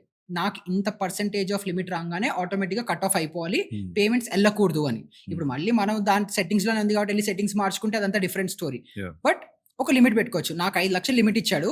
కానీ నేను 5,000 లిమిట్ పెడతా అని. పెట్టు. 5,000 తర్వాత పేమెంట్ డిక్లైన్డ్ అని వస్తుంది. ఓకే. అప్పుడు నువ్వు అర్థం చేసుకోవాలి. ఓకే. ఈ హ్మ్. కార్డ్‌లో నా లిమిట్ అయిపోయింది. యాహ్! ఇప్పుడు నీకు ఇంకో 4 కార్డ్‌లు ఉండొచ్చు. ఇప్పుడు 4 కార్డ్‌లలో కూడా లిమిట్ హిట్ అవ్వచ్చు. So, as a conscious person, as a finance person, as a responsible person with responsibility towards your money నువ్వేం చేయాలంటే అన్ని కార్డ్‌లలో ఎంతెంత లిమిట్లున్నాయి. నేను అన్నిట్లో లిమిట్ ఎగ్జాస్ట్ చేసినా గూడా నాకు బర్డెన్ అవుతుందా లేదా అని ఒక నంబర్ డిసైడ్ అయ్యి ప్రతి కార్డ్‌కి ఒక లిమిట్ పెట్టుకోవాలి. అలా నా కార్డ్‌కి ఒక కార్డ్ ఉంది. దాని లిమిట్ 6,000 6,000 హిట్ కాంగానే వేరే కార్డ్స్‌కి డిఫరెంట్ లిమిట్స్ ఉన్నాయి. బట్ నా అన్నిటికంటే ఉన్న లీస్ట్ కార్డ్ లిమిట్ చెప్తున్నాను. 6,000 అది హిట్ అవ్వంగానే నాకింక ట్రాన్సాక్షనే ఎళ్ళదు. ఆ లిమిట్ దేనికంటే I use that card for only 2 reasons. ఒకటి స్విగ్గీ, ఒకటి జొమాటో, ఇంకోటి మూవీస్ బుకింగ్స్ ఇలాంటివేవన్నా నా పర్సనల్ కోరికల్ స్పెండ్స్ ఉంటాయి కదా! దానికి ఐ యూజ్ దట్. సో, ఇప్పుడు నా లిమిట్ ఏంటి? నేను ఎంత సంపాదించుకున్నా నెలలో 6,000 కంటే ఎక్కువ నా మీద నేను ఖర్చు పెట్టుకోవద్దు అన్న లిమిట్ నేను డ్రా చేశాను. సో, ఆ క్రెడిట్ కార్డ్ 6,000 టచ్ కాంగానే నాకర్థమైంది. ఈ మంత్ నా కోటా అయిపోయింది. నేనింకా ఖర్చు పెట్టొద్దు అని. యాహ్! ఇప్పుడు నేను దాన్ని మళ్ళీ లిమిట్‌ని చేంజ్ చేయడమో, హ్మ్. యూపీఐతో పే చేయడమో ఇలాంటివి చేయను. అట్‌లీస్ట్ ఆ డిసిప్లిన్ నా దగ్గరుంది. సో, ఇప్పుడు నాకు at any point of time ఎంత కాన్ఫిడెంట్‌గా నేను ఏదైనా కొనాలన్నా గూడా కాన్ఫిడెన్స్ గూడా ఒస్తుంది. నేను మళ్ళీ ఆలోచించక్కర్లేదు. పే బ్యాక్ చేయగలుగుతానా లేదా అని. ఎవడో వచ్చి క్రెడిట్ కార్డ్ రికవరీ ఏజెంట్‌లు మామూలుగా యాహ్! మాట్లాడరు. యాహ్! దారుణంగా మాట్లాడతారు. యాహ్! పరువు తీస్తారు. హ్మ్. ఆ ఇట్స్ దేర్ సిట్యుయేషన్‌కెళ్ళకూడదు. జాబ్. వాళ్ళది గూడా పాపం వాళ్ళది గూడా జాబే అది. అబ్సల్యూట్‌లీ. So, yeah! అంత స్టేజ్‌కెళ్ళొద్దు. హ్మ్. చాలా సివియర్ ఎఫెక్ట్స్ ఉంటాయి. సో, డిసిప్లిన్ ఉంటే definitely we can go with the credit cards with whatever I have said. Hmm. So, credit cards గదా! ఇక చాలా బర్నింగ్ క్వెషన్ ఒకటుంటది చాలా మంది దగ్గర. హ్మ్. నా సిబిల్ ఎఫెక్ట్ అయిపోయింది. యాహ్! ఇప్పుడు ఆ సిబిల్‌ని నేను కరెక్ట్ జేసుకోవాలంటే ఏం జేయాలి? This is one. రెండోదేంటంటే అసలు బేసిక్‌గా ఈ సిబిల్ స్కోర్ అని ఈ డిపార్ట్‌మెంట్ హ్మ్. ఎవరి అండర్‌లో ఉంటది? వీళ్ళ రెగ్యులేషన్స్ ఏంటి? లైక్ వాళ్ళ దగ్గర మన డేటా ఏముంటది? ఎట్లుంటది? How do they control? How do they హ్మ్. ఆపరేట్? సెంట్రల్ డేటాబేస్ అనేది ఒకటుంటుంది. హ్మ్. ఆర్‌బీఐ దగ్గర. సో, వాళ్ళ అండర్‌లోనే సిబిల్ గూడా ఒస్తుంది. సో, వీళ్ళేం జేస్తారంటే ఇంతకు ముందర ఈ ఫ్రాడ్‌లు ఎక్కువ జరిగాయి. ఏంటనంటే ఇప్పుడు సపోజ్ మీరు ఎస్‌బీఐ, నేను ఆంధ్ర బ్యాంక్. ఎస్‌బీఐకొచ్చి ఒక ఫ్రాడ్ చేస్తాను ఎళ్ళిపోతాను. ఆంధ్ర బ్యాంక్‌లో వస్తాను ఇంకో ఫ్రాడ్ చేస్తాను ఎళ్ళిపోతాను. తర్వాత పంజాబ్ నేషనల్ బ్యాంక్‌కెళ్తాను ఇంకో ఫ్రాడ్ చేస్తాను ఎళ్ళిపోతాను. సో, ఇప్పుడు ఎప్పుడైతే పోలీస్ కేస్ అవుతుందో అప్పుడు ఎప్పుడైతే హిస్టరీ తీస్తారో అంతొస్తుంది. అచ్చా! వీడు అక్కడ పోయాడు ఫ్రాడ్ చేసాడు, ఇక్కడ పోయాడు ఫ్రాడ్ చేసాడు, ఇక్కడ పోయాడు ఫ్రాడ్ చేసాడు అని. సో, అప్పుడు బ్యాంక్ వాళ్ళకి ఇంటర్నల్‌గా వాళ్ళకి అర్థమైపోయింది. మనందరం యూనిటీగా లేకపోతే ఎవడో ఒకడొస్తాడు అందరిని యేసుకుంటాడు ఎళ్ళిపోతాడు. సో, వీళ్ళందరూ ఏం చేశారంటే మనందరికీ ఒక క్రెడిట్ హిస్టరీ, క్రెడిట్ రిపోర్టింగ్ ఒక బ్యూరో ఉండాలి అని పెట్టారు. యాహ్! సో, ఇదేంటంటే షేర్డ్ అక్రాస్ ఎవ్రీవన్. సో, ఇప్పుడు మీరు ఆంధ్ర బ్యాంక్‌లో లోన్ తీసుకుంటే ఎస్‌బీఐ వాడికి తెలుసు, హెచ్‌డీఎఫ్‌సీ వాడికి తెలుసు, ఫారెన్ బ్యాంక్‌ల వాడికి గూడా తెలుసు. ప్రతి ఒక్కళ్ళకి మీ డేటా ఉంటుంది. మీరు క్రెడిట్ కార్డ్ తీసుకున్నారన్నా గూడా ఏ క్రెడిట్ కార్డ్ తీసుకున్నారు, దాని లిమిట్ ఎంత, మీ స్పెండింగ్ ప్యాటర్న్ ఎంత వేరే బ్యాంక్‌ల వాడికి గూడా తెలుస్తుంది. హ్మ్. సో, ఇప్పుడు మీరు హెచ్‌డీఎఫ్‌సీలో క్రెడిట్ కార్డ్ తీసుకున్నారు. బిల్లులు కట్టట్లేదు అనంటే వాడు మీ క్రెడిట్ రిపోర్ట్ చూసాడు అనంటే వేరే బ్యాంక్ వాడికి అర్థమైపోతుంది. వీడు క్రెడిట్ కార్డ్‌లు తీసుకుంటున్నాడు, వాడుతున్నాడు, డబ్బులు కట్టట్లేదు అని అప్పుడు వాడు క్రెడిట్ కార్డ్ ఇవ్వడు. సో, హ్మ్. అలా ఇంటర్నల్‌గా ప్రతి ఒక్కళ్ళకి ఒక ట్రాన్స్‌పరెన్సీ ఇవ్వడానికి ఒక కస్టమర్ మీద ఈ క్రెడిట్ హిస్టరీ లేకపోతే సిబిల్ రిపోర్ట్ అనేది ఒకటి జనరేట్ చేశారు. So, it's just not for credit cards. Home loan అవ్వచ్చు, కార్ లోన్ అవ్వచ్చు ఏదైనా. Yeah! Second already credit history దెబ్బతింది. ఆ! అది మీరు లోన్ పేమెంట్‌తో అవ్వచ్చు, క్రెడిట్ కార్డ్ సరిగ్గా అబ్యూజ్ చేసినప్పుడు ఏదైనా. దీన్ని ఎలా రీబిల్డ్ చేసుకోవాలనేది బిగ్గెస్ట్ టఫ్. సో, ఇప్పుడు ఒక క్వెషన్ అడుగుతా. ఒక ఇల్లు కట్టాలంటే మేబీ ఒక సంవత్సరం పడుతుంది. మంచి ఇల్లు, డీసెంట్ ఇల్లు కట్టాలంటే. దాన్ని పగలగొట్టాలంటే ఒక రోజు చాలు. యాహ్! సో, ఇది గూడా అంతే. క్రెడిట్ హిస్టరీ మీరు క్రెడిట్ కార్డ్ పేమెంట్‌లు సరిగ్గా చేస్తూ ఉండి, స్లోగా చేస్తుండి సపోజ్ ఒక 600, 650 యావరేజ్ క్రెడిట్ స్కోర్ అనుకుందాం. హ్మ్. ఇక్కడి నుంచి మీకు డీసెంట్ మీకు good credit score, CIBIL score ఉంది అనంటే 750 ప్లస్ ఉండాలి. హ్మ్. ఈ 100 పాయింట్లే కనిపించడానికి 100 పాయింట్లే ఉంటుంది. కానీ మీరు ఒక 1 ఇయర్ పాటు, 2 హ్మ్. ఇయర్స్ పాటు every day credit card, every month credit card bills టైమ్‌కి కడుతుంటే స్లోగా పెరిగి ఆఫ్టర్ 2 ఇయర్స్ 20 పాయింట్లు, 30 పాయింట్లు కదులుతుందది. So, that is not the only way to grow your credit score. Second options వచ్చేసి హోమ్ లోన్స్ అవ్వచ్చు, కార్ హ్మ్. లోన్స్ అవ్వచ్చు, ఎడ్యుకేషన్ లోన్స్ అవ్వచ్చు. ఇవన్నీ తీసుకుంటే కూడా క్రెడిట్ స్కోర్ అనేది బిల్డ్ అవుతూ ఉంటుంది. సో, అలా మీకు మల్టిపుల్ లోన్స్ ఉంటే క్రెడిట్ స్కోర్ ఫాస్ట్‌గా బిల్డ్ అవుతుంది. బట్ అది గ్రో అది కట్టాలి చేసుకోవాలని గదా! చెప్పి అది గ్రో చేసుకోవాలని లోన్‌లు తీసుకోకండి. And yeah! ఎవరైతే మన వ్యూవర్స్ ఉన్నారో వీళ్ళలో ఎవరైతే కొంచెం సీనియర్‌గా ఉన్నారో 40స్‌లో, 30స్‌లో వాళ్ళకి హ్మ్. ఇచ్చే అడ్వైస్ ఏంటంటే మీకు పిల్లలుంటే వాళ్ళ క్రెడిట్ స్కోర్ మీరు వాళ్ళకి బిల్డ్ చేసి యాస్ ఎ గిఫ్ట్ ఇవ్వండి. మీ పిల్లలున్నారు అంటే వాళ్ళ పేరు మీద మీరు లోన్స్ తీసుకోండి. హ్మ్. మీరు లోన్స్ కట్టండి. హ్మ్. అప్పుడు ఏమవుతుందంటే లోన్ వాళ్ళ పేరు మీద ఉంది. మీరు యాస్ ఎ కో గ్యారంటీ ఉన్నారు కాబట్టి మీరే లోన్ కడతారు. బట్ క్రెడిట్ స్కోర్ మీ పిల్లలది ఇంప్రూవ్ అవుతుంది. So, hmm. వాళ్ళు 18, 19, 20, 21, 22 వాటెవర్ ఏజ్ వచ్చేటప్పటికి వాళ్ళకి 700, 750 క్రెడిట్ స్కోర్ రెడీ అయిపోతుంది. సో, ఇప్పుడు వీళ్ళకి ఎడ్యుకేషన్ లోన్ కావాలన్నా, లేకపోతే వీళ్ళు ఏదైనా ఫర్దర్ లోన్స్ తీసుకోవాలన్నా they have a strong credit history. History. హ్మ్. ఇప్పుడు క్రెడిట్ బ్యూరోకి వాడికి సంబంధం లేదు. హ్మ్. మీ నాన్న కట్టాడా? మీ తమ్ముడు కట్టాడా? ఎవడు కట్టాడో వీడికి తెలీదు. నీ అకౌంట్‌లో నీ పాన్ కార్డ్‌తో నీ పేరుతో క్రెడిట్ హిస్టరీ బిల్డ్ అయిందా లేదా చూస్తాడు వాడు. హ్మ్. సో, అప్పుడేంటంటే మీకు ఫర్దర్‌గా మీ పిల్లల ఫ్యూచర్ బెటర్ అయిపోతుంది. సో, ఇప్పుడు గోల్డ్ లోన్ ఉంటది గదా! ఆ! So, as you said any loan తీసుకున్నా CIBIL improve. Yes. So, gold loan తీసుకుంటే చాలా ఐ మీన్ మల్టిప్లై అవుతదా బాగా సిబిల్ స్కోర్? అలా ఏమన్నా ఉందా? గోల్డ్ లోన్ తీసుకుంటే గోల్డ్‌లో దేర్ ఈస్ అన్ అండర్‌లైన్. ఆ! సో, అండర్‌లైన్ ఏంటి మన gold as a asset value మనం హ్మ్. గోల్డ్ పెడుతున్నాం కాబట్టి దాని మీద కొంచెం వాడు కట్ చేసుకొని మనకు గోల్డ్ లోన్ ఇస్తాడు. So, hmm. ఇప్పుడు అది ఇవ్వకపోయినా కూడా మన సిబిల్ స్కోర్ అంతే ఎఫెక్ట్ అవుతుంది. అండ్ హ్మ్. Everything has a ranking. So, ఇప్పుడు హ్మ్. క్రెడిట్ కార్డ్ బిల్ కట్టకపోతే ఎంత ఇంపాక్ట్ అవుతుంది? హ్మ్. హోమ్ లోన్ కట్టకపోతే ఎంత ఇంపాక్ట్ అవుతుంది? కార్ లోన్ కట్టకపోతే ఎంత ఇంపాక్ట్ అవుతుంది? Every segment has a different percentage of effect on your CIBIL score. So Hmm. అలాగే గోల్డ్ కూడా ఒక కేటగిరీ ఉంటుంది. ఎగ్జాక్ట్‌గా ఎంత వాల్యూ నాకు కూడా ఐడియా లేదు. Right. బట్ మీరు దాంట్లో పే చేయకపోయినా కూడా it will effect you. So అది Hmm. Depends on the importance of that loan. అది వాళ్ళ లిస్ట్‌లో దానికి ఎంత ప్రయారిటీ ఇస్తే అంత ఇంపాక్ట్ ఎక్కువ ఉంటుంది. ఇందాక నువ్వు క్రెడిట్ కార్డ్స్ గురించి చెప్తున్నప్పుడు స్ట్రైక్ అయింది నాకు. అంటే క్రెడిట్ కార్డ్స్ మిస్‌యూజ్ చేసి ఆ! అది కట్టకపోయి ఇంటికొచ్చి వాళ్ళు చేస్తే గొడవ అదొక పెయిన్. అవును. మనం ఎప్పుడైనా పెట్రోల్ బంకుల దగ్గరికెళ్ళినప్పుడు క్రెడిట్ కార్డ్ తీసుకుంటారు సార్ అని అడుగుతారు. అదొక పెయిన్‌ఫుల్ జాబ్ అబ్బా! నాకు చాలా ఇబ్బందిగా అనిపిస్తది. ఆళ్ళ దగ్గరికొచ్చి అడుగుతుంటారు. I don't know. చాలా అడుగుతారు. సో అదే అంటున్నాను. ఇప్పుడు నేను యాక్చువల్లీ తీసుకున్న క్రెడిట్ కార్డ్ అలాగే తీసుకున్నాను. So it can be in a good way also. ఇప్పుడు మీరు రెగ్యులర్‌గా నేను అదే బంక్‌కెళ్తా. ఇది నేను మీకు ఇందాక చెప్పాను కదా! ప్రతి ఒక్కడికి ఒక ఫేవరెట్ బంక్ ఉంటుంది. నేను ఇండియన్ ఆయిల్‌కెళ్తా. నాకు అక్కడే ఒక ఇండియన్ ఆయిల్ రిప్రజెంటేటివ్ వచ్చి నాకు ఇండియన్ ఆయిల్ క్రెడిట్ కార్డ్ ఇస్తున్నాడు అని అంటే వై నాట్? నేను తీసుకుంటా. But only when I know that it is useful to me. ఇప్పుడు ఎవడో వచ్చాడు ఇప్పుడు ఇప్పుడు ఈ మధ్యన ఎవ్వరు రావట్లే గానీ ఇంతకు ముందర ఎక్కువుండేది. ఇంటికొచ్చి డోర్ స్టెప్‌లు తలుపులు కొట్టి ప్రొడక్ట్స్ అవునవును. అమ్మేవాళ్ళు. అవునవును. డిక్షనరీలు అమ్మేవాళ్ళు, టాయ్స్ అవును. అమ్మేవాళ్ళు, ప్రొడక్ట్స్ అవును. చాలా అమ్మేవాళ్ళు. ఇప్పుడు తగ్గిపోయింది ఈ అవును. కామర్స్ వల్ల. హ్మ్. అప్పుడైనా మీరేం చేస్తారు? తలుపు ఓపెన్ అయింది. హ్మ్. కన్విన్స్ అయితే తీసుకుంటారు. యాహ్! లేకపోతే ఎళ్ళిపోమంటారు. యాహ్! సో ఇక్కడ కూడా అంతే కదా! వాడొస్తాడు, చెప్తాడు, ఎక్స్‌ప్లెయిన్ చేస్తాడు. నీకు అవసరమా లేదా? తీసుకో లేకపోతే వద్దు. అవును. So as long as you are clear. నా అవును. ఇంటెన్షన్ ఇది. నాకు బేసిక్‌గా క్లారిటీ లేదు ఎవ్వడికి. 'హర్షద్ మెహతా' స్కామ్ ఉంది గదా! అవును. ఇప్పుడు బేసిక్‌గా నేను సీరీస్ చూసాను. I followed everything. నాకు ఆ స్టోరీ తెలుసు. కానీ ఇప్పుడు లేమన్ టర్మ్స్‌లో నువ్వు ఆ స్టోరీని చెప్పంటే నువ్వు ఎట్లా చెప్తావు? హ్మ్. హర్షద్ మెహతా ఒక ఇంటర్మీడియేటరీ. ఆ! ఒక బ్యాంక్ ఇంతకు ముందర బ్యాంక్ టు బ్యాంక్ కూడా లోన్స్ ఇచ్చేవాళ్ళు. మన ఏ బ్యాంక్‌కి లోన్ కావాలి? సపోజ్ ఎస్‌బీఐ అనుకుందాం. అగైన్ స్కామ్ ఎస్‌బీఐలో అవ్వలేదు. అయింది అది అన్నీ పక్కన అవ్వలేదు. పెడదాం. యాహ్! యాహ్! సో ఎస్‌బీఐ అనుకుందాం. హెచ్‌డీఎఫ్‌సీ ఉంది. ఎస్‌బీఐకి డబ్బులు కావాలి. హ్మ్. హెచ్‌డీఎఫ్‌సీకి డబ్బులు ఇస్తానని అగ్రీ అయింది. హ్మ్. సో వీళ్ళేం చేస్తారు? హెచ్‌డీఎఫ్‌సీ అమౌంట్ రిలీజ్ చేస్తుంది. ఇది ఎస్‌బీఐకి రావాలి. ఈ మధ్యలో ఈ ట్రాన్సాక్షన్స్ అవ్వచ్చు, లేకపోతే హెచ్‌డీఎఫ్‌సీ వాడికి కూడా ఎస్‌బీఐకి ఇవ్వాలా? కోటాక్‌కి ఇయ్యాలా? హ్మ్. పంజాబ్ నేషనల్ బ్యాంక్‌కి ఇయ్యాలా? ఎవరికి ఇవ్వచ్చు? ఎవరు బెటర్ అని చెప్పి అనలైజ్ చేయడానికి ఒక ఇంటర్మీడియేటరీ కావాలి. అవును. ఆ హర్షద్ మెహతా అనేవాడు అప్పట్లో చాలా పాపులర్, చాలా ఫేమస్ కాబట్టి ఆ రెస్పాన్సిబిలిటీ వీడికిచ్చారు. అవును. అరే బాబు! హ్మ్. మా దగ్గర చాలా డబ్బులున్నాయి. నీకు అందరు కాంటాక్ట్స్ ఉన్నాయి. అవును. నేను నీకు డబ్బులిస్తాను. నువ్వు ఎక్కడ ఎవరికి ఇయ్యాలో నువ్వు చూసుకో. ఇచ్చేసేయి. హ్మ్. అలాగే వాళ్ళు కూడా అంతే. మాకు డబ్బులు ఎక్కువున్నాయి ఈసారి.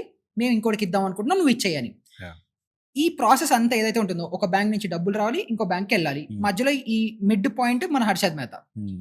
ఈ ప్రాసెస్‌కి అన్నిటికి ఒక 15-20 డేస్ టైం పట్టేది. సో హ్మ్. మన హర్షద్ మెహతాకి ఒక ఇంటెలిజెంట్ థాట్ వచ్చింది. అబ్బా! మధ్యలో నాకు పేపర్ గ్యాంబ్లింగ్. ఇప్పుడు దీన్ని మీకు ఇంకొక ఈజీ సింపుల్ ఎగ్జాంపుల్ చెప్తా. యాహ్! ఎందుకంటే నా ప్రీవియస్ ఫీల్డ్‌లో కూడా ప్రీ ఓన్డ్ కార్స్ బిజినెస్ ఉండేది. ఆ ఫీల్డ్‌లో ఎగ్జాంపుల్ చెప్తా. హ్మ్. నాకు గరాజ్ షెడ్ ఉంది. మెకానిక్ హ్మ్. షెడ్. హ్మ్. నాకు మంచి ఆడినో, బీఎండబ్ల్యూనో ఏదో నా బండికి నా గరాజ్‌కి వచ్చింది. హ్మ్. నేను కస్టమర్‌కి చెప్తా. సార్ వారం పడుతుంది సార్ రిపేర్‌కి అని. నాకు హ్మ్. తెలుసు రిపేర్‌కి ఒక గంటలో అయిపోతుందని. నేను హ్మ్. ఆయనకి చెప్తా. సార్ వారం పడుతుంది అని. హ్మ్. ఈ 5 రోజులు నేనేం చేస్తానంటే ఈ కార్‌ని తిప్పుకుంటా నా పర్సనల్ పనులకి. తర్వాత మళ్ళీ ఐదో రోజున తీసుకొచ్చి మింట్ కండిషన్‌లో అలాగే పెట్టేస్తా. కస్టమర్‌కి ఇచ్చేస్తా. ఎవరికీ ఏం తెలీదు. అందరూ షేక్ హ్యాండ్ ఇచ్చుకుంటారు ఎళ్ళిపోతారు. హ్మ్. సరే కొంచెం తెలివైన వాళ్ళు స్పీడోమీటర్ చూస్తారు. కిలోమీటర్లు పెరిగాయి అవంతా సెకండరీ. హ్మ్. ఇలా అయితే జరిగే ప్రాసెస్ ఉంది గదా! అవును. హర్షద్ మెహతా అదే చేశాడు. అవును. డబ్బులు తీసుకున్నాడు. డబ్బులు నా చేతిలో ఉన్నాయి. నా చేతిలో ఉంటే ఇప్పుడు ఈ 15 రోజులు ఎలాగో టైం గవర్నమెంట్ ఇస్తుంది గదా! ఈ 15 రోజుల నుంచి మనం ఏం చేసి ఈ డబ్బుల్ని వాడుకోవచ్చు అని ఒక ఇంటెలిజెంట్ థాట్ వచ్చింది. వాడు ఏమనుకున్నాడంటే ఆయన ఏమనుకున్నాడంటే హుహు. మనం స్టాక్స్‌లో ఇన్వెస్ట్ చేస్తే బావుంటుంది. ఇందాక మీకు చెప్పాను కదా! Penney stocks. మీరు 5,00,00,000, 10,00,00,000 పెడితే గూడా రూ. 5 స్టాక్ రూ. 50 టచ్ అయిపోతుంది. అవును. సో, అప్పట్లోనే వందల కోట్లు అంటే ఇప్పుడు ఆల్‌మోస్ట్ వేల కోట్లలో చేతిలోకి డబ్బులొస్తుంటే ఏం జేస్తారు? ఒక స్టాక్ పిక్ జేసుకుంటాడు. దాంట్లో ఇన్వెస్ట్ చేస్తాడు. స్టాక్ ప్రైస్ పైకి షూట్ పైకి షూట్ అయిపోతుంది. అయితది. కింద కొంటాడు. పైన అమ్ముతాడు. హర్షద్ మెహతా కొంటున్నాడు అనంగానే ప్రతి ఒక్కళ్ళకి ఒక ఫోమో. హర్షద్ మెహతా ఇన్వెస్ట్ చేశాడంటే పక్కా మల్టీ బ్యాగరే అది అని. సో, అప్పుడు ఏం చేస్తారు అందరూ ఇన్వెస్ట్ చేస్తారు. వీడు ఎగ్జిట్ అయిపోతాడు. ప్రాఫిట్ చేసుకున్నాడు గదా! డబ్బులు చేతికొచ్చేసాయి గదా! ఈ డబ్బులు తీసుకెళ్ళి బ్యాంక్ బికి ఇచ్చేస్తాడు. సో, ఈ గ్యాప్‌లో ఇదంతా ప్రాసెస్‌లో ప్రాబ్లమ్ ఎక్కడ స్టార్ట్ అయిందో చెప్తా. ఇప్పుడు ఒకడు గ్రో అయితుంటే వీడిని చూసి ఈర్ష్యపడేవాడుంటాడు గదా! ఉంటారు. యాహ్! అచ్చా! వీడు ఇన్ని కోట్లు సంపాదిస్తున్నాడా? ఏం చేయకుండా, కష్టపడకుండా హ్మ్. హ్మ్. బ్యాంకులన్నీ వీడి చేతిలో ఉండి, నెట్వర్కింగ్ ఉంది. వీడు కాంటాక్ట్స్ ఉన్నాయని చెప్పి ఆడుకుంటున్నాడు గదా! అని హ్మ్. చెప్పి వేరే వాళ్ళందరూ ఏం చేశారంటే అందరూ ఒక కమ్యూనిటీ ఫార్మ్ అయ్యారు. హ్మ్. వేరే బ్రోకర్‌లు, వేరే యాహ్! అన్స్ట్ యాహ్! అందరూ గ్రూప్ అయ్యి వీడు ఒక్కడే చాలా బిగ్ బుల్. వీడు హ్మ్. బిగ్గెస్ట్ ఇన్వెస్టర్ లాగా. వీళ్ళందరూ చిన్న చిన్న వాళ్ళు. బట్ చీమ చీమ కలిస్తే గదా! అవును. స్ట్రాంగ్ అయ్యేది. అరే! హ్మ్. అయ్యారు. వీడు ఏవైతే స్టాకులు కొంటున్నాడో వీళ్ళు అమ్మడం మొదలుపెట్టారు. హ్మ్. సో, ఇప్పుడేమైంది? ఫండ్స్ వీడి దగ్గరకొచ్చేసాయి. ఇన్వెస్ట్ చేశాడు. షేర్ ప్రైస్ పైకెళ్తుంటే వీళ్ళు అమ్ముతున్నారు. సో, ఇక్కడ హ్మ్. ఏమైంది? డిమాండ్, సప్లై మ్యాచ్ అయిపోయింది. అవును. వీడి షేర్ ప్రైస్ పెరగట్లేదు. హ్మ్. డబ్బులు వీడికి అక్కడ లాక్ అయిపోయాయి. హ్మ్. ఇక్కడ బ్యాంక్‌కి వీడు డబ్బులియ్యాలి. ఇక్కడ 15 డేస్ సైకిల్ అయిపోయింది. అవును. ఇప్పుడు ఈ బ్యాంక్ వాడు ఏమన్నాడు? వాడు నేను డబ్బులు ఇచ్చేసాను అంటున్నాడు. బి వాడు నాకు డబ్బులు నాకు రాలేదంటాడు. నాకు డబ్బులు రావట్లేదు అంటున్నాడు. సో అప్పుడు వీడేం చేశాడు, బి వాడికి ఎవడైతే డబ్బులొచ్చాయని కన్ఫర్మేషన్ ఇయ్యాలో వాడికి లంచాలిచ్చి బీఆర్ తీసుకోవడం స్టార్ట్ చేశాడు. బీఆర్ అంటే ఏంటి? Bank receipt. బ్యాంక్ రిసిప్ట్ నాకు డబ్బులొచ్చేసాయి అని చెప్తున్నాడు. చెప్తున్నాడు. డబ్బులు రాలేదు. ఇక్కడ వీళ్ళకి డబ్బులిచ్చి ఎవడైతే మేనేజరో ఎవడైతే సైన్ పెట్టాలో వాడితో సైన్ పెట్టిచ్చేసుకున్నాడు. Yeah. అలా అలా అలా అలా పైలప్ అయిపోయి 100 కోట్లు పైలప్ అయిపోయాయి. అక్కడ ఏమొచ్చిందంటే హెచ్డిఎఫ్సి బ్యాంక్ వాడికి ఇంట్రెస్ట్ రావట్లేదు. వాడు ఏమంటున్నాడు, నేను డబ్బులు పంపించేసాను, నా వడ్డీ నాకు లోన్ ఇచ్చాను, నాకు వడ్డీ రావాలి కదా, రావట్లేదు. వీడేమంటాడు, అసలు నా దగ్గర డబ్బులే రాలేదు అంటాడు. అలాగా ఫస్ట్ అక్కడ లార్జ్ లెవెల్లో అర్థమైంది స్కామ్ అని. ఈ గ్యాప్ లో ఏమైందంటే ఇన్సైడర్ గా ఒకడు ఇదంతా అబ్జర్వ్ చేసి, సుచేత దళాల్ అని ఒక న్యూస్ రిపోర్టర్ ఉంది, నాకు చిన్నగా కొంచెం హింట్ ఇచ్చాడు. ఆవిడ మొత్తం స్టార్ట్ చేసింది, దిగింది, మొత్తం లూపో తీసింది, అచ్చా కొడుకల్లారా ఇది ఇంత స్కామ్ చేస్తున్నారు అని చెప్పి తీసింది, మొత్తం బయటకు వచ్చాయి. తర్వాత వీడు బుక్ అయ్యాడు, వాడు బుక్ అయ్యాడు, ఈ బ్యాంక్ ఎంప్లాయీస్ ఎవరైతే లింక్ అయి ఉన్నారో వాళ్ళు బుక్ అయ్యారు, మొత్తం అందరు బుక్ అయ్యి ఏవేవైతే స్టాక్స్ వీడు పైకి లేపు వదిలాడో అప్పుడు డిమాండ్ సప్లై అన్ని పోయాయి కాబట్టి, ఫండమెంటల్ వాల్యూ లేదు కాబట్టి, అంత లోపల డొల్ల కాబట్టి మొత్తం పడింది, స్టాక్ మార్కెటే కూలిపోయింది, అంత మనీ ఇన్ఫ్లో మొత్తం పోయింది. నెట్ఫ్లిక్స్ లో బ్యాడ్ బాయ్ బిలియనియర్స్ అనే ఒక సిరీస్ చూసా. లేదు, చూడలేదు బ్రో. హర్షద్ మెహతాద్ ఒక స్టోరీ, అంటే దేర్ ఆర్ 5 ఎపిసోడ్స్. హర్షద్ మెహతాద్ ఒకటి, నీరవ్ మోడీది ఒకటి, సహారా స్కామ్ ఒకటి, సుబ్రత రాయ్, కింగ్ ఫిషర్, విజయ్ మాల్యాది ఒకటి. విజయ్ మాల్యా పాడ్కాస్ట్ వైరల్ అయిపోయింది కదా, వైట్ లేబులింగ్, వైట్ వాషింగ్ అయిపోయింది. వైట్ వాషింగ్ అది ప్రాపర్ ప్రాపగండాలు అనిపించింది నాకు. 4 hours చూసా, మొత్తం 4 hours చూసా, మొత్తం చూసా. నేను సినిమా కూడా అంత ఇంట్రెస్టింగ్ గా చూసాను చూడగానే, పాడ్కాస్ట్ మొత్తం చూసి అనిపించింది ఎంత స్టూపిడ్ మీడియా, ఎంత స్టూపిడ్ జనాలు అయిపోయారు అని. ఇప్పుడు నేను పాడ్కాస్ట్ లోకి వచ్చి నేను చెప్తా, ఇది నా ఫాలోయింగ్ ఉన్న వాళ్ళు, మీ ఫాలోయింగ్ ఉన్న వాళ్ళు ఇది నిజం అని నమ్ముతారు, ఇంకోటి అది నమ్ముతారు. బట్ అట్ ది ఎండ్ నేను ఇందాక మీకు చెప్పాను చూడండి, ఎవడో వచ్చి ఏదో ఒకటి వాగుతాడు, వాగిన తర్వాత కూడా ఫ్యాక్ట్ చెక్ చేసే బాధ్యత ప్రతి ఒక్కరికి ఉంది. ఓకే, సో ఇప్పుడు మనం ఇన్వెస్టింగ్ గురించి మాట్లాడినాము, స్పెండింగ్ గురించి మాట్లాడినాం కదా. సో ఇప్పుడు కంప్లీట్ గా గ్రౌండ్ నెంబర్స్ కి వచ్చేద్దాం. ఇప్పుడు ఫర్ ఎగ్జాంపుల్ 100 రూపీస్ నుంచి స్టార్ట్ చేద్దాము.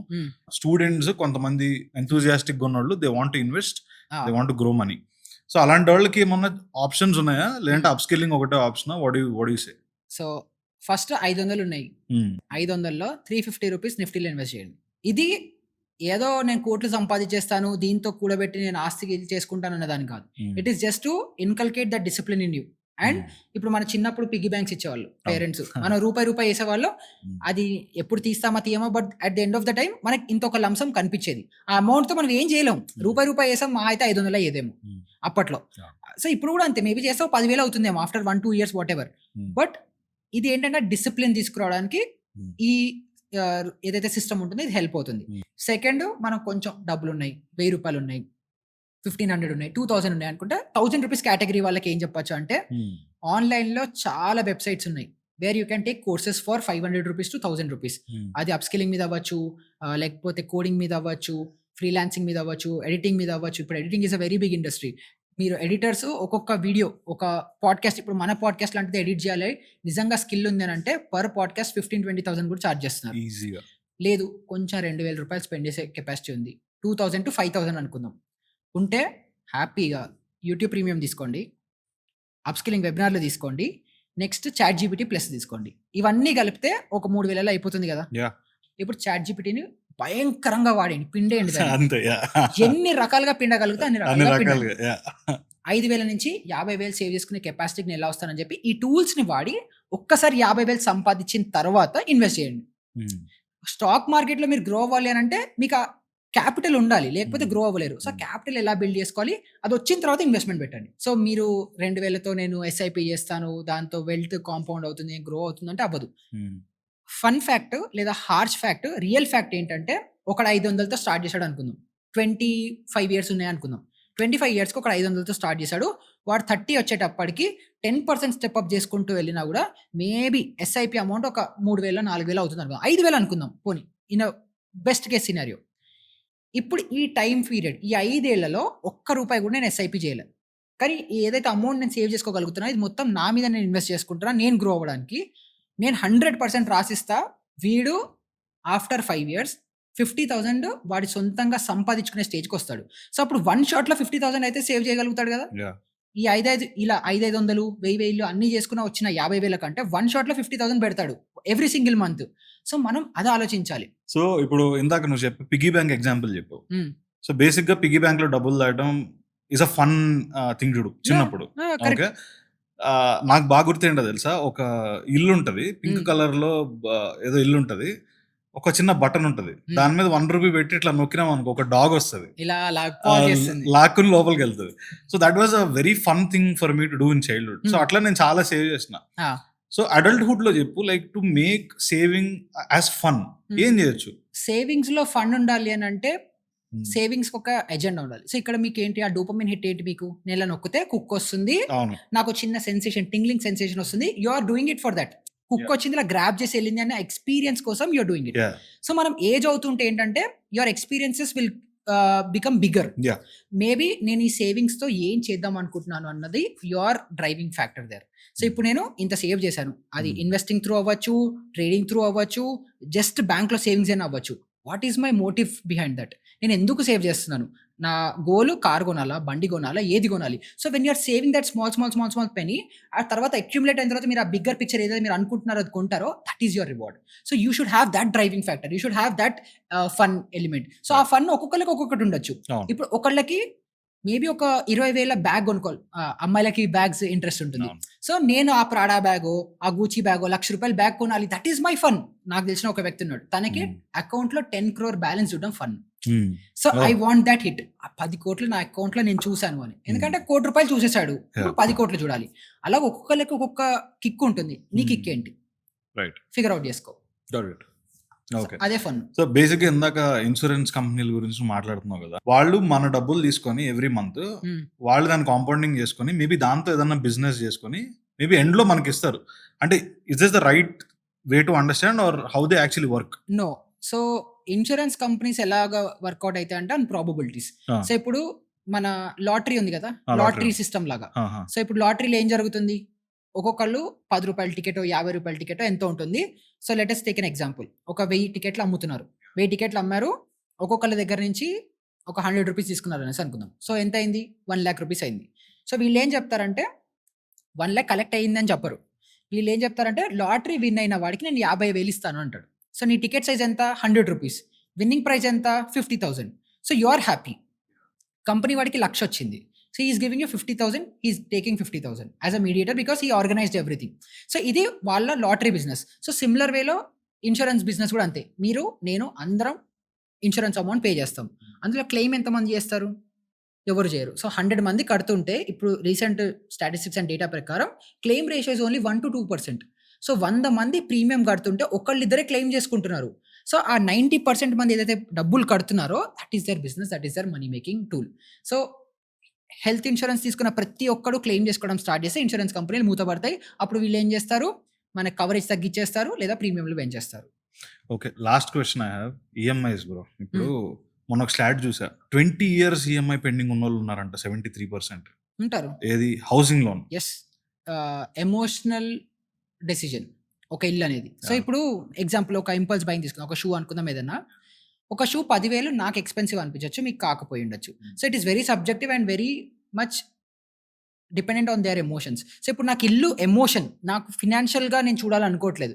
నాకు నా సొంత ఇల్లు ఉండి నాకు సొసైటీలో స్టేటస్ ఉండాలి, నాకు ఇల్లు ఉంది అని. తర్వాత లోపల నువ్వు ఈఎంఐలు కట్టుకోవడానికి ఎన్ని కష్టాలు పడుతున్నావు అనేది సొసైటీ చూడదు.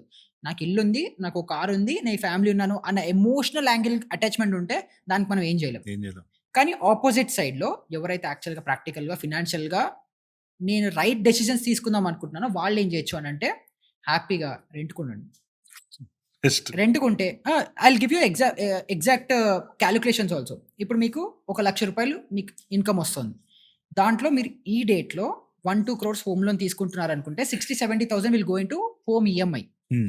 దాని ప్లేస్లో అదే సేమ్ ఏస్థెటిక్స్తో సేమ్ లొకాలిటీలో అదే ఇల్లు మీకు ఒక 30,000-40,000 వచ్చేస్తుంది రెంట్కి. I'm even giving you good case scenarios 30,000-40,000 Hyderabad లాంటి ఏరియాస్లో కూడా వచ్చేస్తుంది. 3 BHKలు కూడా వచ్చేస్తాయి. సో మీరు ఏం చేయండి? ఆ 40,000తో రెంట్కుండండి.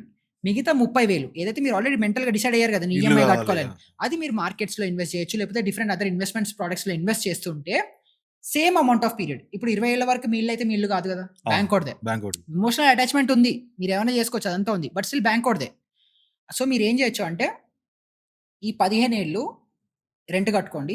15 ఏళ్ళు ఏదైతే మిగిలిన అమౌంట్ ఉందో ఎస్ఐపి చేసుకోండి. ఈ ఎస్ఐపి అమౌంట్ ఏదైతే ఉంటుందో ఆఫ్టర్ 15 ఇయర్స్ మీకు బ్రాండ్ న్యూ ఇల్లు దీనికంటే ఇప్పుడున్న ఇంటి కంటే కూడా 2x బెటర్ ఉండే ఇల్లు వస్తుంది.